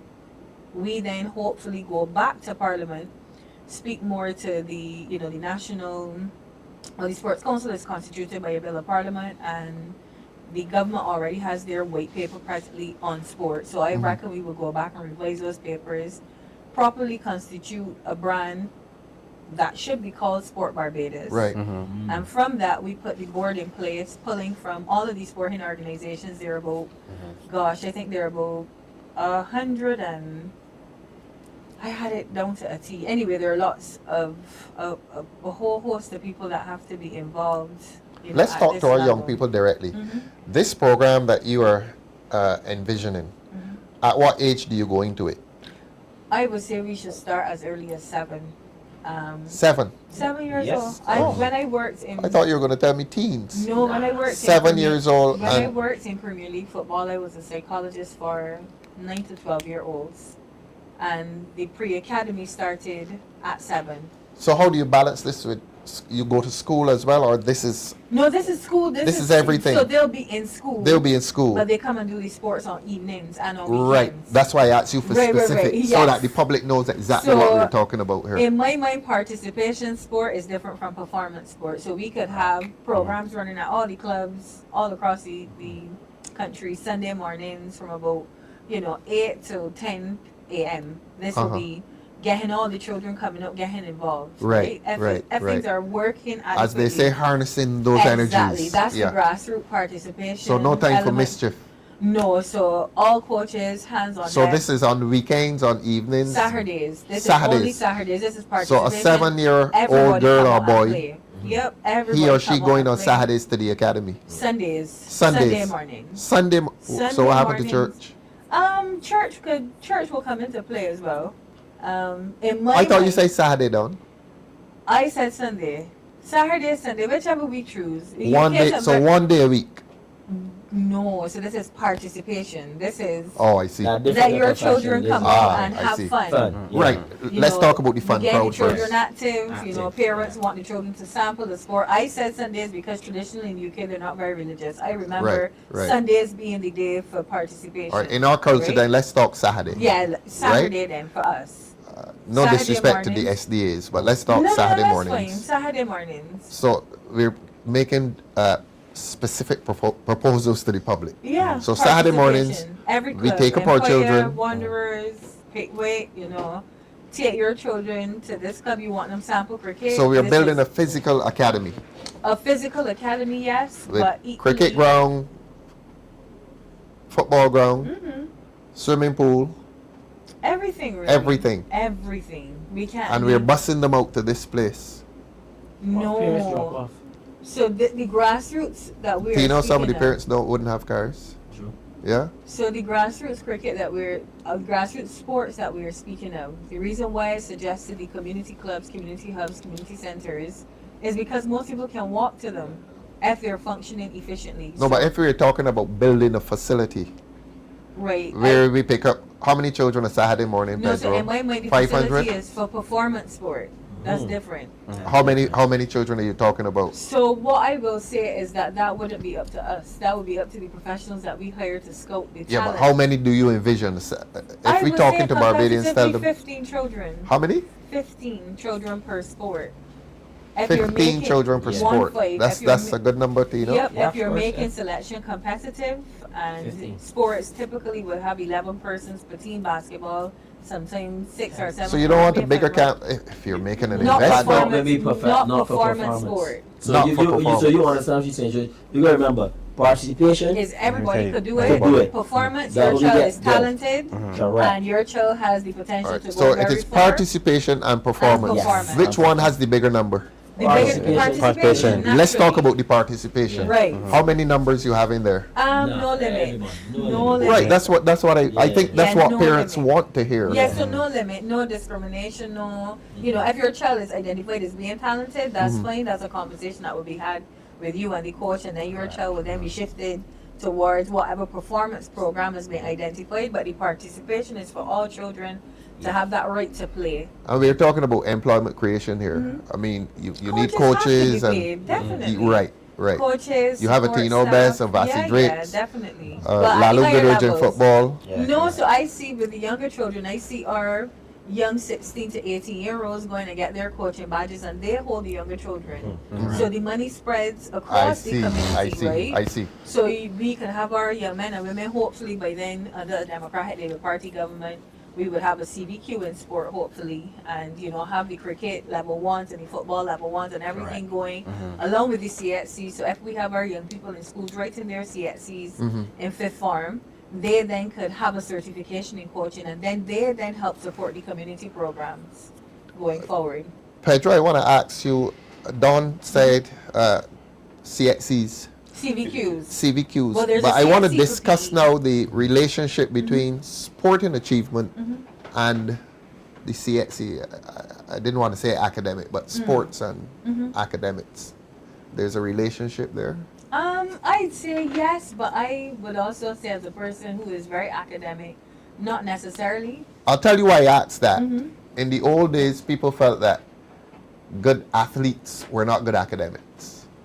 That's not true, is it? Absolutely not. Not with the And because a NCAA teacher told me framing. that's the other way around. Yeah, not with the That- NCAA training. That it's all about discipline. Some of the best athletes. And at are not your the school, smartest. Damien, one of the teachers used to say Ernest had a really good NIFCA program, dance and so on. They did. And they used to say that the children who were involved in dance program tended to do well in their exams. So is there always that harmonious marriage between sports performance and What I would say academic is that it's performance? broken down by skills, and I would say athletes harness a lot of the, people say hard and soft skills, but we harbor a lot of the intellectual skills that are required to be analytical, to athletes? definitely to be Right. have to be That's analytical. And that's not something that can be written down. You can't put a math equation in front of an athlete. You could probably, but their mind is more conditioned to consider It's how about they aptitude. can maximize exactly. Yeah. So the things that we tend to measure and use to measure intellect and IQ and everything else, a person who might be bright academically could never fathom manipulating or being placed in a situation where they're having to perform a certain task. Well, you can't it's conflate the two. It's like Tino and Dwayne Smith. I mean, what they do, I mean, that's an aptitude. That's a skill which relates to intellect. But you know what? You are creating some interesting dialogue, because I think this is why we as a people find it difficult to professionalize sport. Is because we've often been trained, one graduate in every household.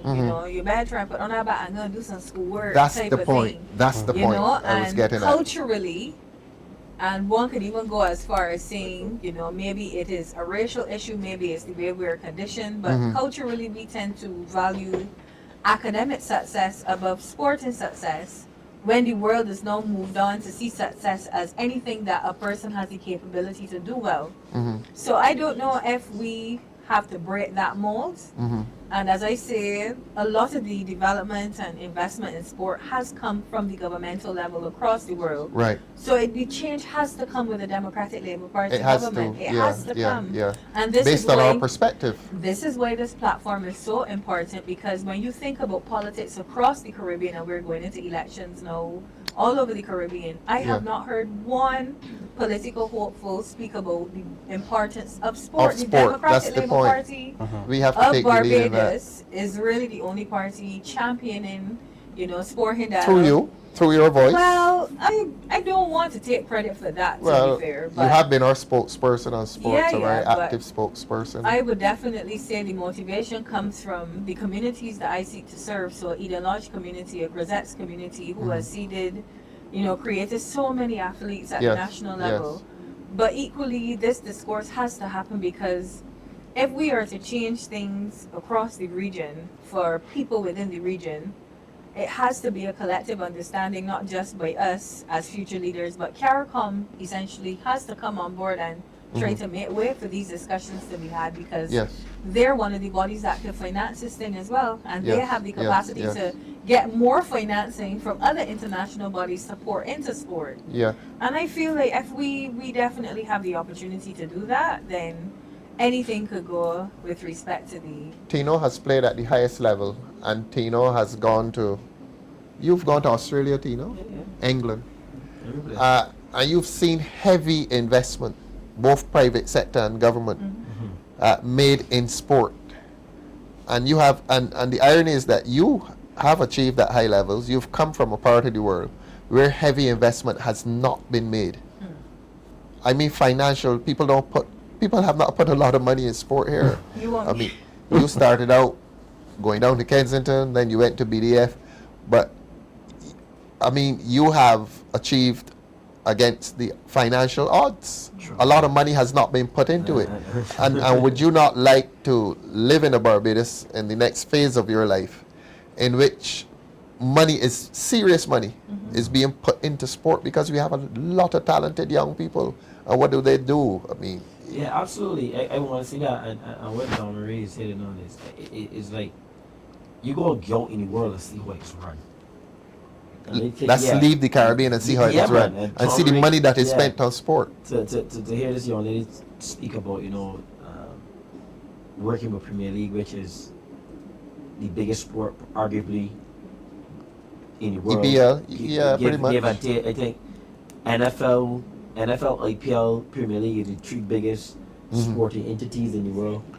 NFL, EPL, English Premier League, IPL, and NBA.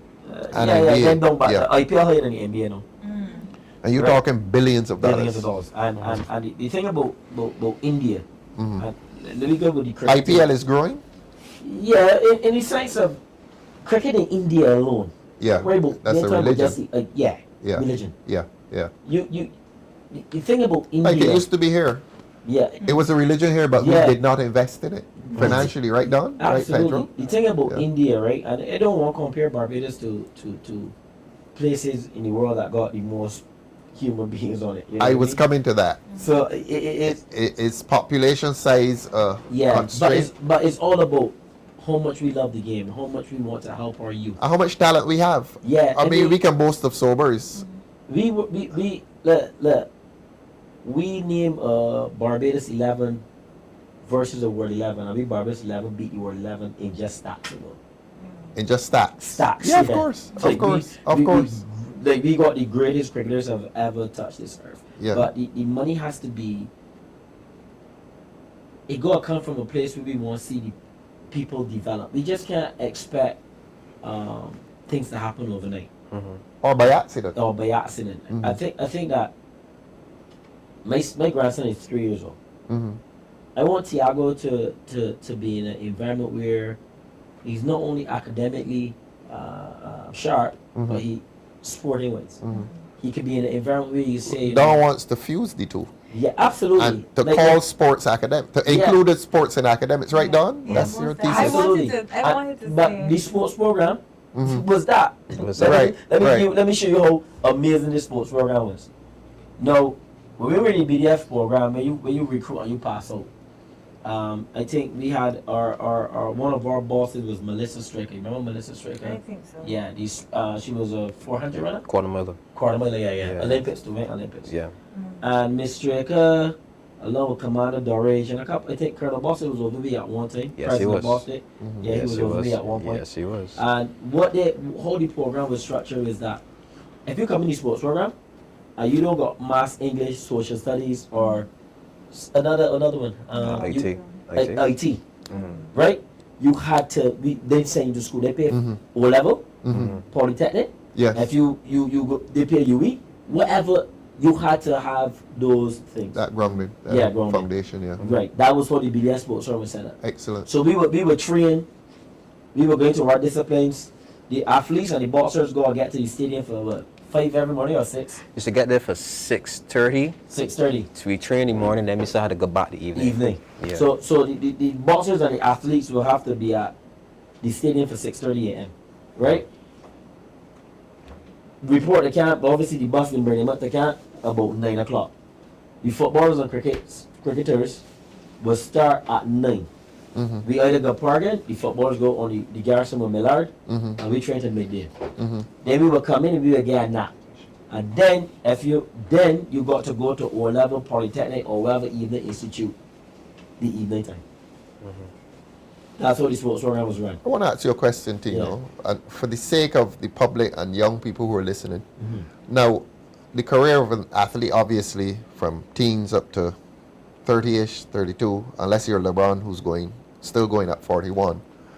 But the career extends beyond playing. Like in your case, training, coaching. What would you say to a young athlete who thinks that from 18 to 13 his career is ended? Is there life after his playing days? I think always encourage any, like, even the young cricketers that come and train in my gym. I always tell them, listen, no matter how much money you accumulate, You have to maintain. And maintenance means you gotta work for money. So the unique thing about athlete is that you retire twice.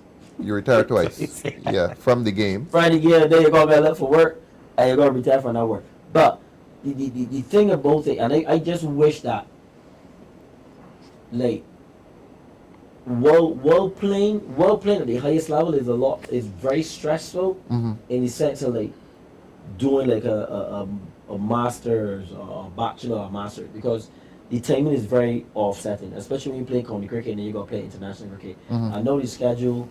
With the franchises around the world, you hardly got time for yourself.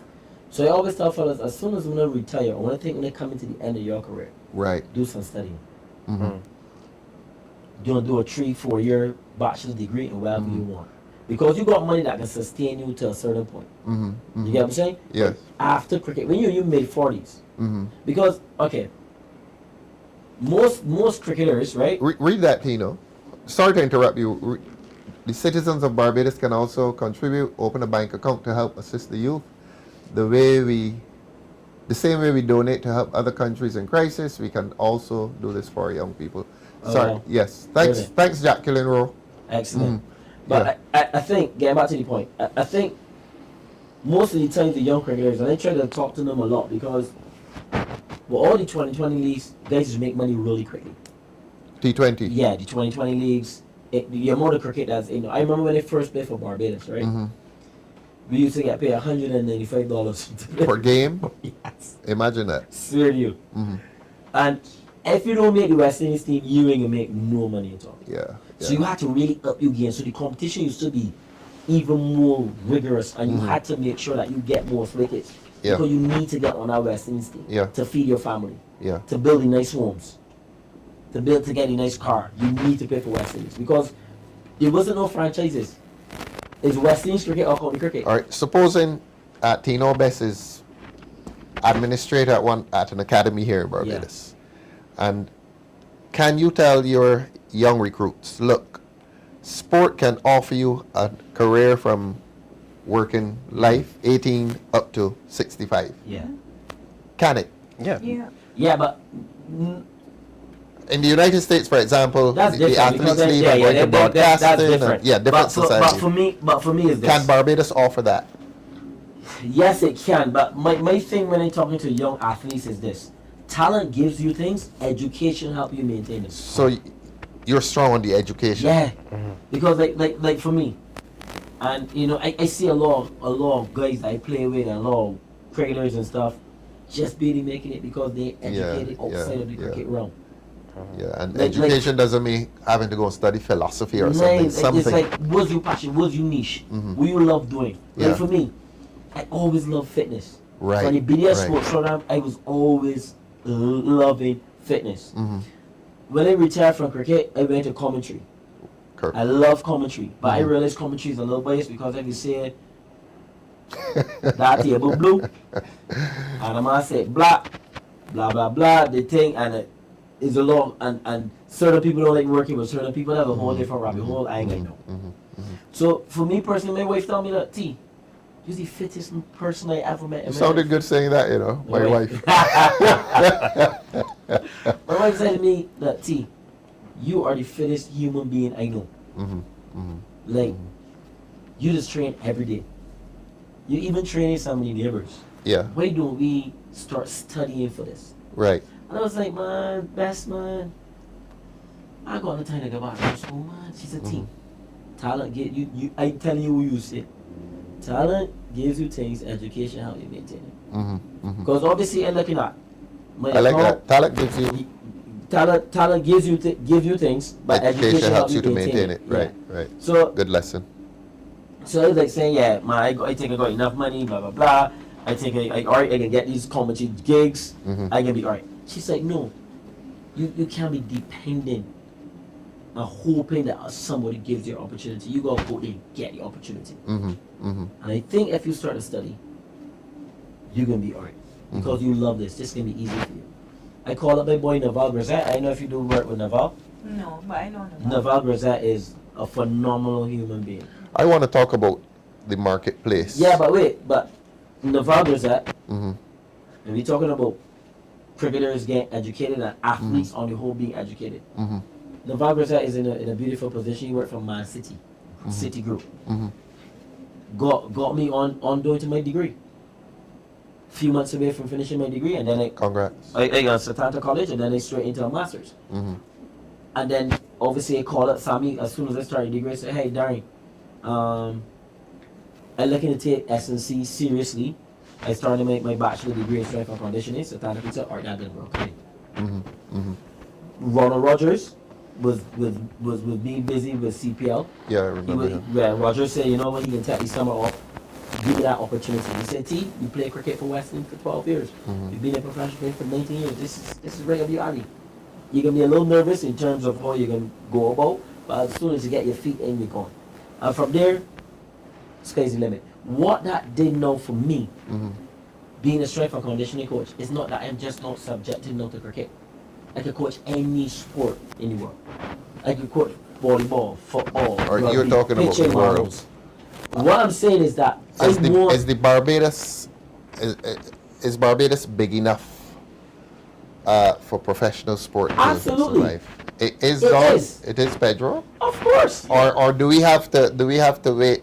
Do we have to bring these countries together? No, we are. 7 million people and make that our marketplace. I think there's opportunities all around. You just gotta know what you want to do. I think that you can't be okay. So every all cricketer- 280,000 people can support professional sport. That's the question. Yes, but what I'm It trying can to Don? Yes, it can. But You wait, bet. yeah, but No, my thing is this, but- right? My thing is this, right? My thing is this, Mr. Thorne. Mhm. We gotta make sure that we educate our athletes, and I just don't want to say cricketers. I want to talk about our athletes holistically Mhm. Mhm. to be well-rounded people that can sustain themselves even outside of their sporting realm. Mhm. Mhm. You get what I'm saying? Yes. By educating them and letting find out what they want to do. The thing about this, okay, let me say when Sadia Williams finished running, Mhm. she got a bachelor's degree or she got a master's in accounting or she got a Okay. master's in science. Mhm. She got into a whole different field where she Yeah. can still sustain Yeah. herself. Yeah. Mhm. That is what I want for athletes. Okay. I don't want athletes to be on the road somebody say come here. Yeah, we've seen too Yeah. much of that. You see We've too much seen of too that. much of that. And all it needed and all that was needed was somebody to whisper in the ear like, bro, go study that there, go do this, go study that. And that's why Marie was talking about the NCAA. No athlete, when athletes don't make it in America, right? Mhm. They'll still be good. Because they got university Good. doctorates and No. all kind of thing. That's what we That want brings see me for to our my athletes. question, Tino. Mhm. You're talking about the United States, and I'm I'm talking asking here. these questions for Of course they can the they can sake be of done here. Barbadians. You're talking And the about BDF was doing it. you're talking about 280,000 people. Yes, of Let course, us easy. answer these questions for Barbadians. Yes, of Good. course. Now in the United States, big market, television rights, Everything. But endorsements. it can be sustained here in It Barbados. can be I'm- sustained and among we got- and don't we got 280,000 the- people. We have to convince Barbadians of yeah, that. You don't see. we got it there, so pick down. Yeah, Easy. definitely. So our population, Don, is big enough for professional sports to thrive in Barbados, It is. or should it be a Caribbean-wide thing? I would say we don't have a choice but to mention the countries that have done it well. I don't think Please it do. is anything to do with the Population size of size? the population. It is about Excellent. the government's willingness to make that cash investment and to sustain that cash investment, just as they come every year with the budgets and the proposals, to ensure that when those proposals are laid every fiscal year, that there is an allocation specifically sport. for sport. I want to ask you an unfair question. Mhm. Which sport should have the emphasis? None. None. All should be equal. Really? All should be equal, and if the sports are Pedro able, Graves, a BCMA will tell you And that. if the He will agree with sports that. are Pedro, you will able- agree with that? I actually will agree with it because You will? come this weekend on November 29th and December 1st. Uh-huh. Saturday and Monday, the Barbados Association of Drivers and Drifters. Draggers and And drifters. drifters. Who yes. are they? They're going to car racing. Oh, They're going car to have racing. the highway, ABC highway blocked. Really? Yes. So it's going to be blocked from the Clyde Walker runabout to Norman Nellis runabout. Now, what is Does it generate money? That's what I'm saying. This is Right. so you have people from Antigua, Grenada, St. Vincent coming here, Yeah. coming here for this event. Right. And I think the prize is the top prize right now for the person with the fastest time is 10,000 US. This The is person now with the sounding like winning- what we want to winning hear. Is US $10. This is just drag racing. So there's a sports economy around here. Yes, That's- yeah, that's- But we yes, don't know. yes. The average Bajan doesn't know, you know. Right. Yeah. You know because you're involved in it. But So the I average was gonna Bajan. say, before, Yes, before Dawn. we spiral on, the reason why I say it has to be equitable, particularly in terms of government funding, Mhm. is because certain sports will attract more residual funding than others. Or more people. More people and more residual Because funding. Pedro will tell me cricket has the biggest crowd. No. Or football. What we will say, Raleigh has the biggest crowd in Barbados. Raleigh has The more Raleigh people right than now has football the in biggest Barbados? crowd in Is that so? Barbados. Yes. Easy. Yeah. Raleigh has the biggest crowd in Barbados. And it generates money. It doesn't generate as much money as it because we don't put money into Which sport is generating the money in Barbados? cricket. cricket has the More than football? yeah, By far. they get more Really? money from the Yeah, by lottery far. for sure for Lottery. years. Yeah. The lottery still Lottery. Even in still terms funds of, even in Barbados terms of what they're cricket. paid in sports. Person, remember, cricket, Yeah. we're talking about sports. We're not Yeah. talking about the economy of sports. Yeah. And we're talking, I guess, about the cricketers or the athletes. Uh-huh. We're talking about persons who actually work in the area. In the- Yeah, So you're talking definitely. about analysts. You're talking about these strength and condition coaches. Right, Talking right. about Talking- groundsmen. The groundsmen. Yeah. Talking Yes, yes, yes. administrator. We need to preach this to Barbadians, you Right. see. Yeah. So there's a whole industry where So sports there is is a- concerned. Yeah. And so when you it's the persons that go to school and get the education that you're talking about academics, they didn't become administrators, they didn't become the Excellent. the person the videographers. So there is a viable industry. It's a Yeah, and viable because industry. government is making the investment, we audit that money. Right, So I right, would say right. $1 million cash investment into every sport. You do your drawdowns. People put in the request for that money. We as government manage it. They then have the responsibility to go out and then get their own funding, run their own projects with us overseen, audited fairly, transparently. People know what's being done with the money. And every year, that's something that keeps going. Don, Right, yeah. I have to ask these questions because the average Bajan may feel, as this topic says, more than a game. The Yeah. average Bajan will tell you, man, it's just a game, so like cricket on Yeah, but Saturdays. this The government fellas is just go. collecting $8 million in sewage tax every month. So it is a viable industry. It That's is viable. that's the answer we want, Yes, it is viable. and we have to convince Barbadians of that. So if we could convince Barbadians that this is a tax you have to pay, and you don't Towards even have sports. running water. No, in general, Mhm. the government has the responsibility to chart conversation, to prioritize what is important, to determine what could take our country forward. And I And will sport continue can. to say, yep. I know you're passionate about it, but Yeah, I have but- to ask these questions on But behalf it's not just of about the Barbadians. All right, another benefit that we would easily champion. We have the highest rate of non-communicable diseases, they say regionally. The highest Enough rate. for sport, yes. Yeah. You then yeah. champion well-being initiatives. You take the load off of the QEH, Right. with the diabetics, and you Right. recommend exercise Exercise, referral. We precisely. create another industry where people aren't just focusing on sport and the professionalization of that, but people are actually moving, and we Yes, have people yes. then working in that sector using exercise as medicine as opposed to prescribing. Excellent. Another So quick question. there's- yeah. Another quick question for everyone. Are fewer people playing sports now across Barbados? Definitely. Yeah. Pedro, correct? Yes. Damien, Tino? Yes, Actually, sir. we have a number of this. The youth have more distractions. Fewer people are playing sport. Yes. Why? They have more distractions. More distractions. So the technology, the iPads, the devices. yes. They're more, and they find it's more in terms of like, and parents are so busy now. They have to give each Yeah, other a device yeah. as opposed to let them go outside, to play. But Right. a village to play together. A village In to our bring day, each you other. went home from school or And you're work. on the training area Play. and you Exactly. play, etc. So that doesn't really Yeah. happen as much. So technology people are has getting home hurt- later Uh-huh. than they used to be before, and so that has been a challenge. But what I wanted to say though, Please was do. we talked about Tino talked about academics and he wanted married to Don talked about married Yes, to and Don is etc. strong on that. But from the educational perspective, certainly for me, and I went up to Lada with UE. At UB we did, so I never had an exposure until, let's say, probably, even at UB I did a course called Caribbean Civilization.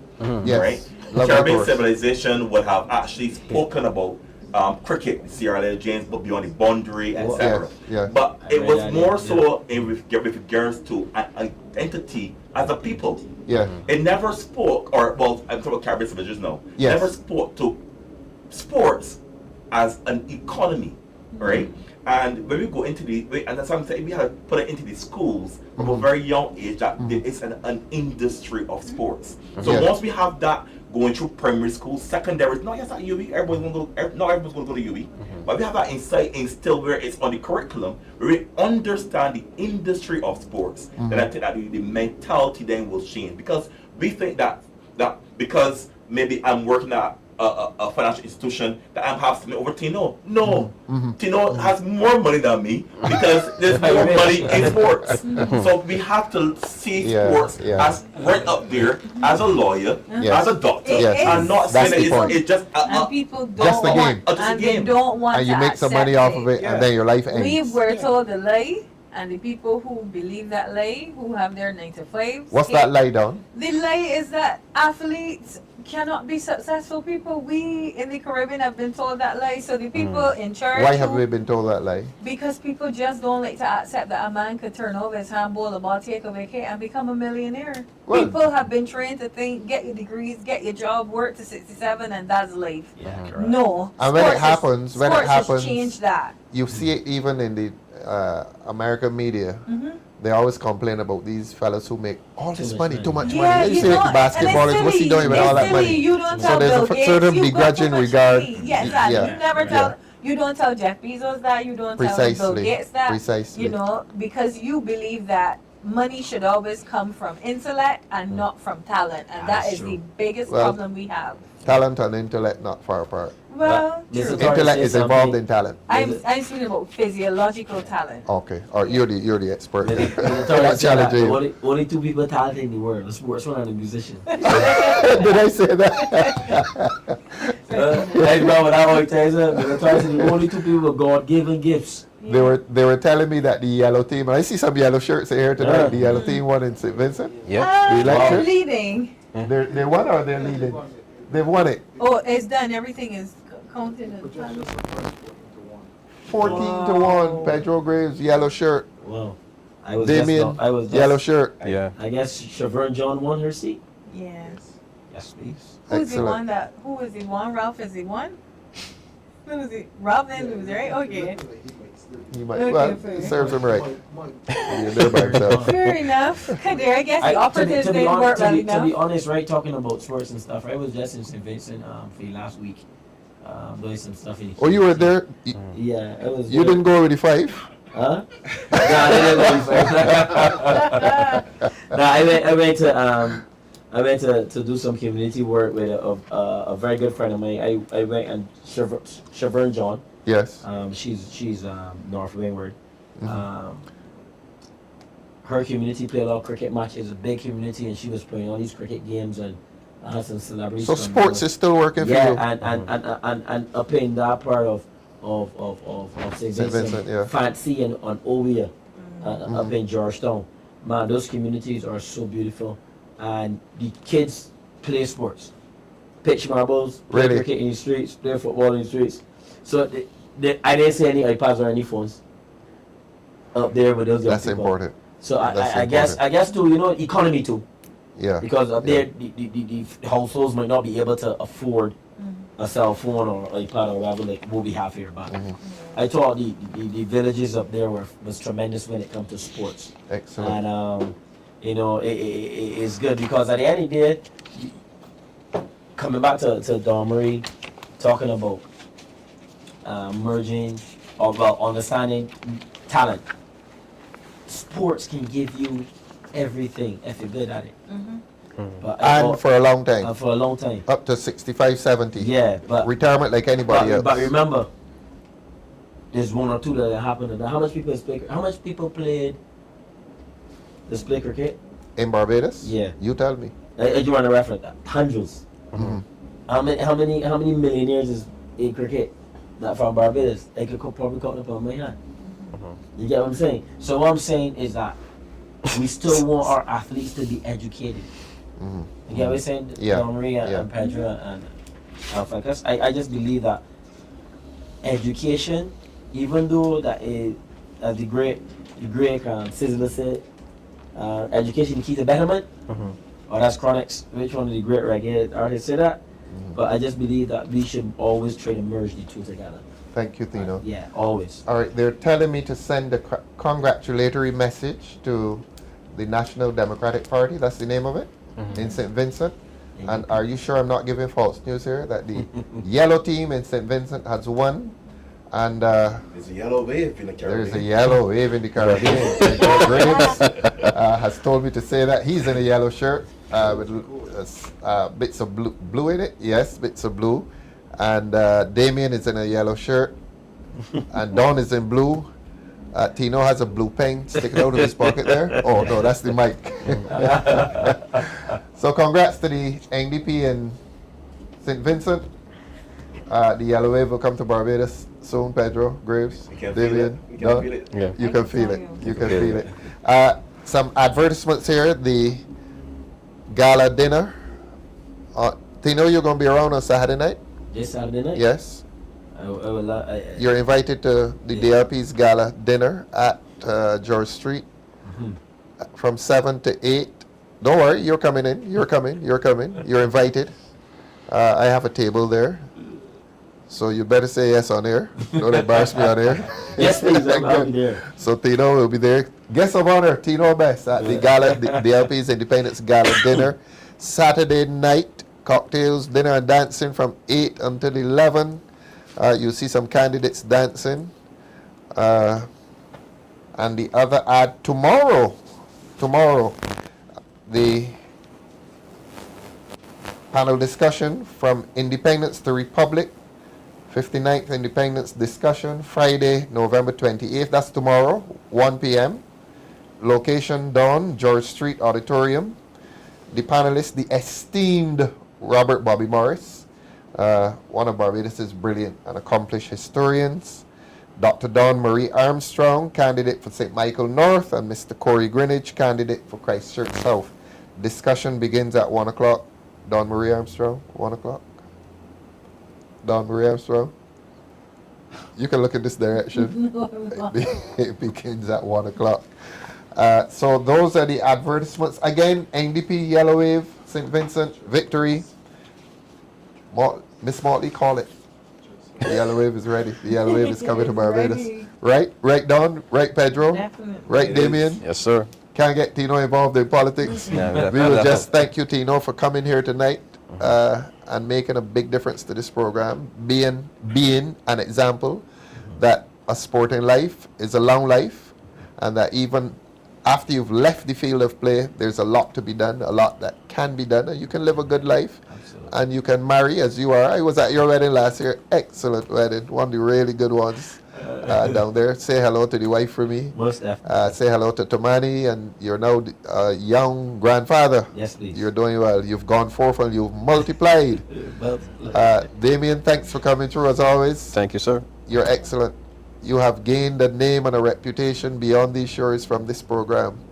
People in the diaspora love you, and I suspect we're going to find out that some people here in a certain constituency will love you even more very shortly. Don, St. Michael North, how's St. Michael North doing? It's going well. Canvassing?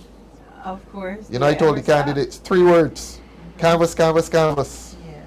Pedro is canvassing. On that note, congratulate West Terrace. They made it to the finals of the Herman Griffith today.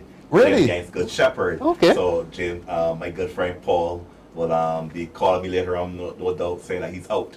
Paul Gibson? Yes, Paul Gibson. He's a Good Shepherd man. Yes, we beat Good Shepherd today. You beat Good Shepherd? Yeah, West Terrace beat so Good Shepherd. So Pedro Graves beat Paul Gibson. Yeah, and I think Eden Lodge, I think we got knocked out. Yeah. Eden Lodge got knocked out. Yeah, they were in the quarterfinals at Larry's this morning.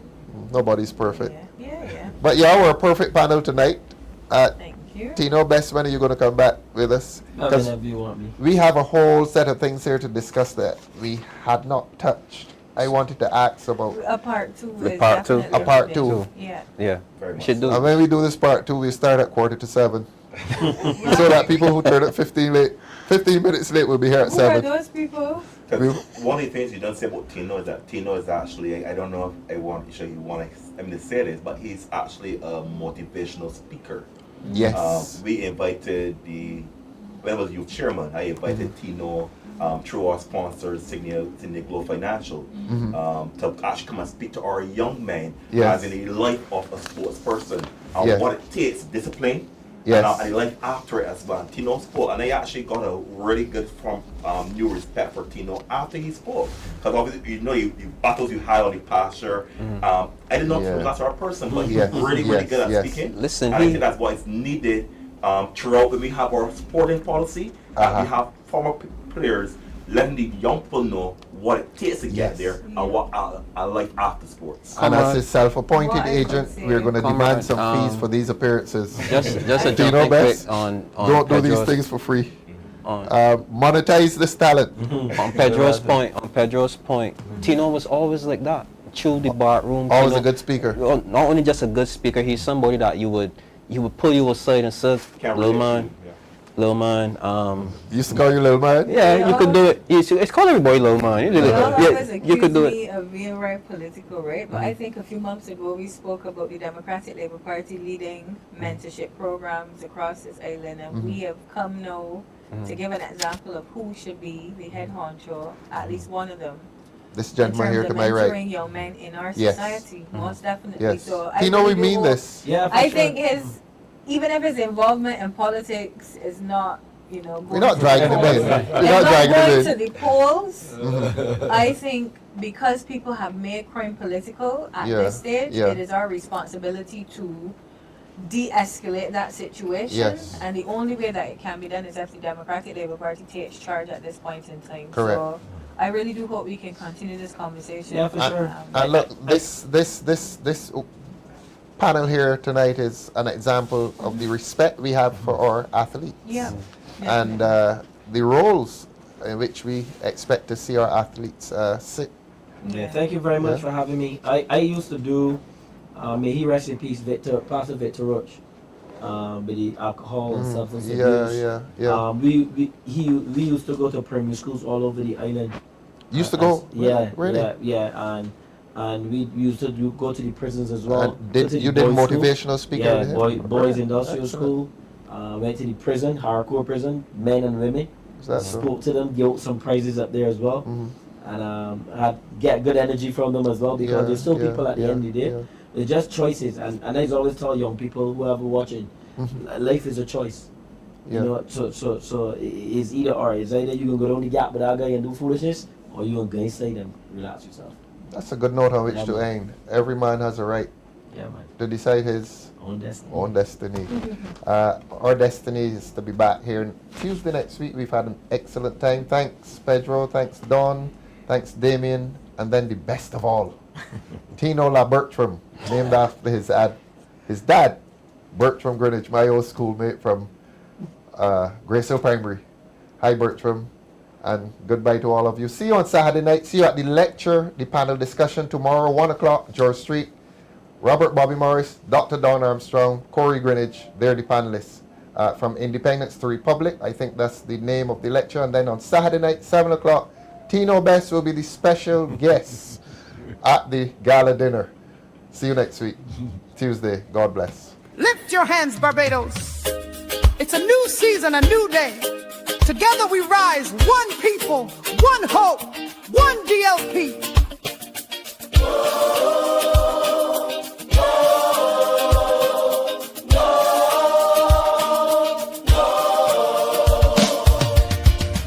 We've been through trials, we've been through pain, but hope is rising like the morning rain. Voices of the people, strong and true.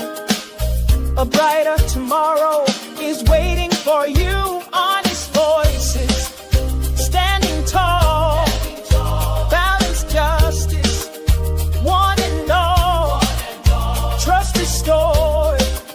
The people say a brand new dawn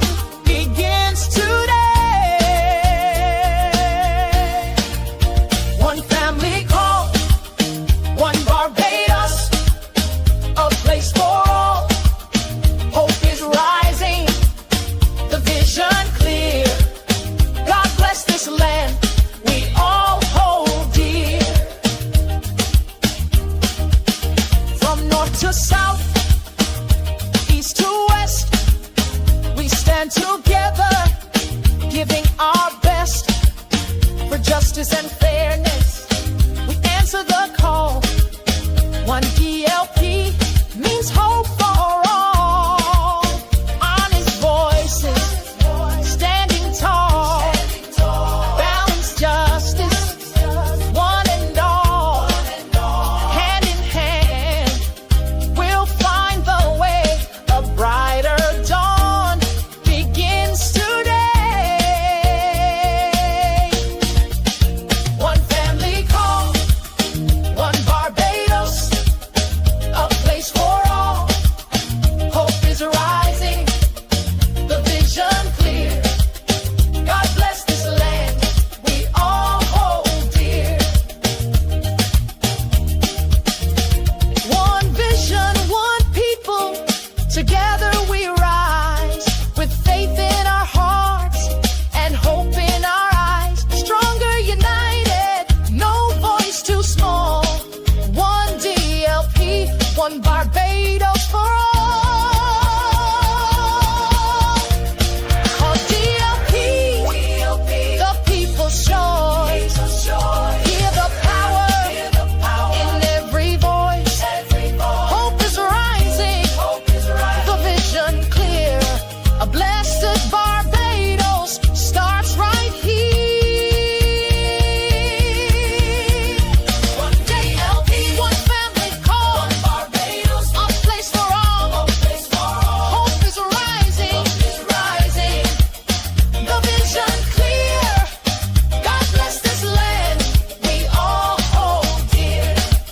Oh, people, one DLP, one family call, one Barbados, a place for all. Hope is rising, the vision clear. God bless this land. We all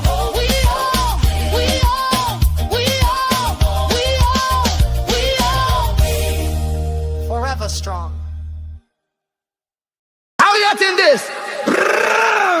Hey, we all in this with Ralphie. Plus we all in this with Ralphie. Yeah, one vision, one people, one destiny. We all in this with Ralphie. We all in this with Ralphie. Yeah. Yeah. We all in this with Ralphie. Yeah, yeah. He crossed the floor not for fame or glory. He crossed the floor to rewrite the story. The people vex, the country tight. Ralphie step up to set things right. From Christchurch East to St. Lucie, everybody know he stand for we. He watch them laws, line by line. Yeah. He said follow the law, not the head lady. We all in this with Ralphie. We all in this with Ralphie. Yeah. We all in this with Ralphie. Yeah. One vision, one people, one destiny. We all in this with Ralphie. He crossed the floor to unite the country. So everybody sing in harmony. We all in this with Ralphie. Yes, we all in this with Ralphie. Hey, hey. Yes, we all in this with Ralphie. Hey, hey, hey. He said to the house, how you getting this? Watching the chaos, parliament in a twist. One member while another talk too fast. Ralphie step in makes sense last. The people laugh, they clap, they grin. Cause Ralphie sharp, he know how to win. The law and logic, he keep them tight. He bring order to the parliament fight. Hey, R-A-L-P-H-I-E. We all in this with Ralphie. R-A-L-P-H-I-E. Stand up tall for unity. Hey.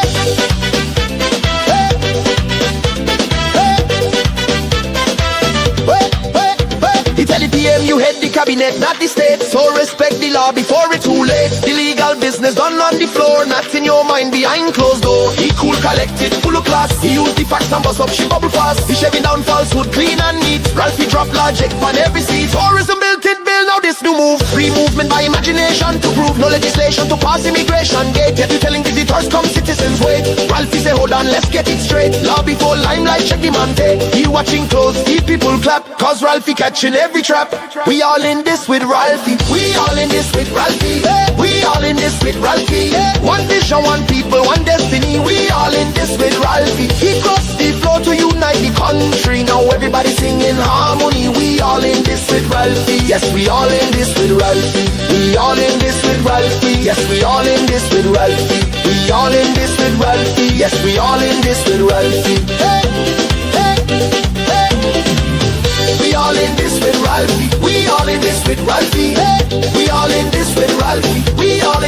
Ralphie. Hey, we all in this with Ralphie. We all in this with Ralphie. Hey, we all in this with Ralphie. Hey, hey, hey, hey.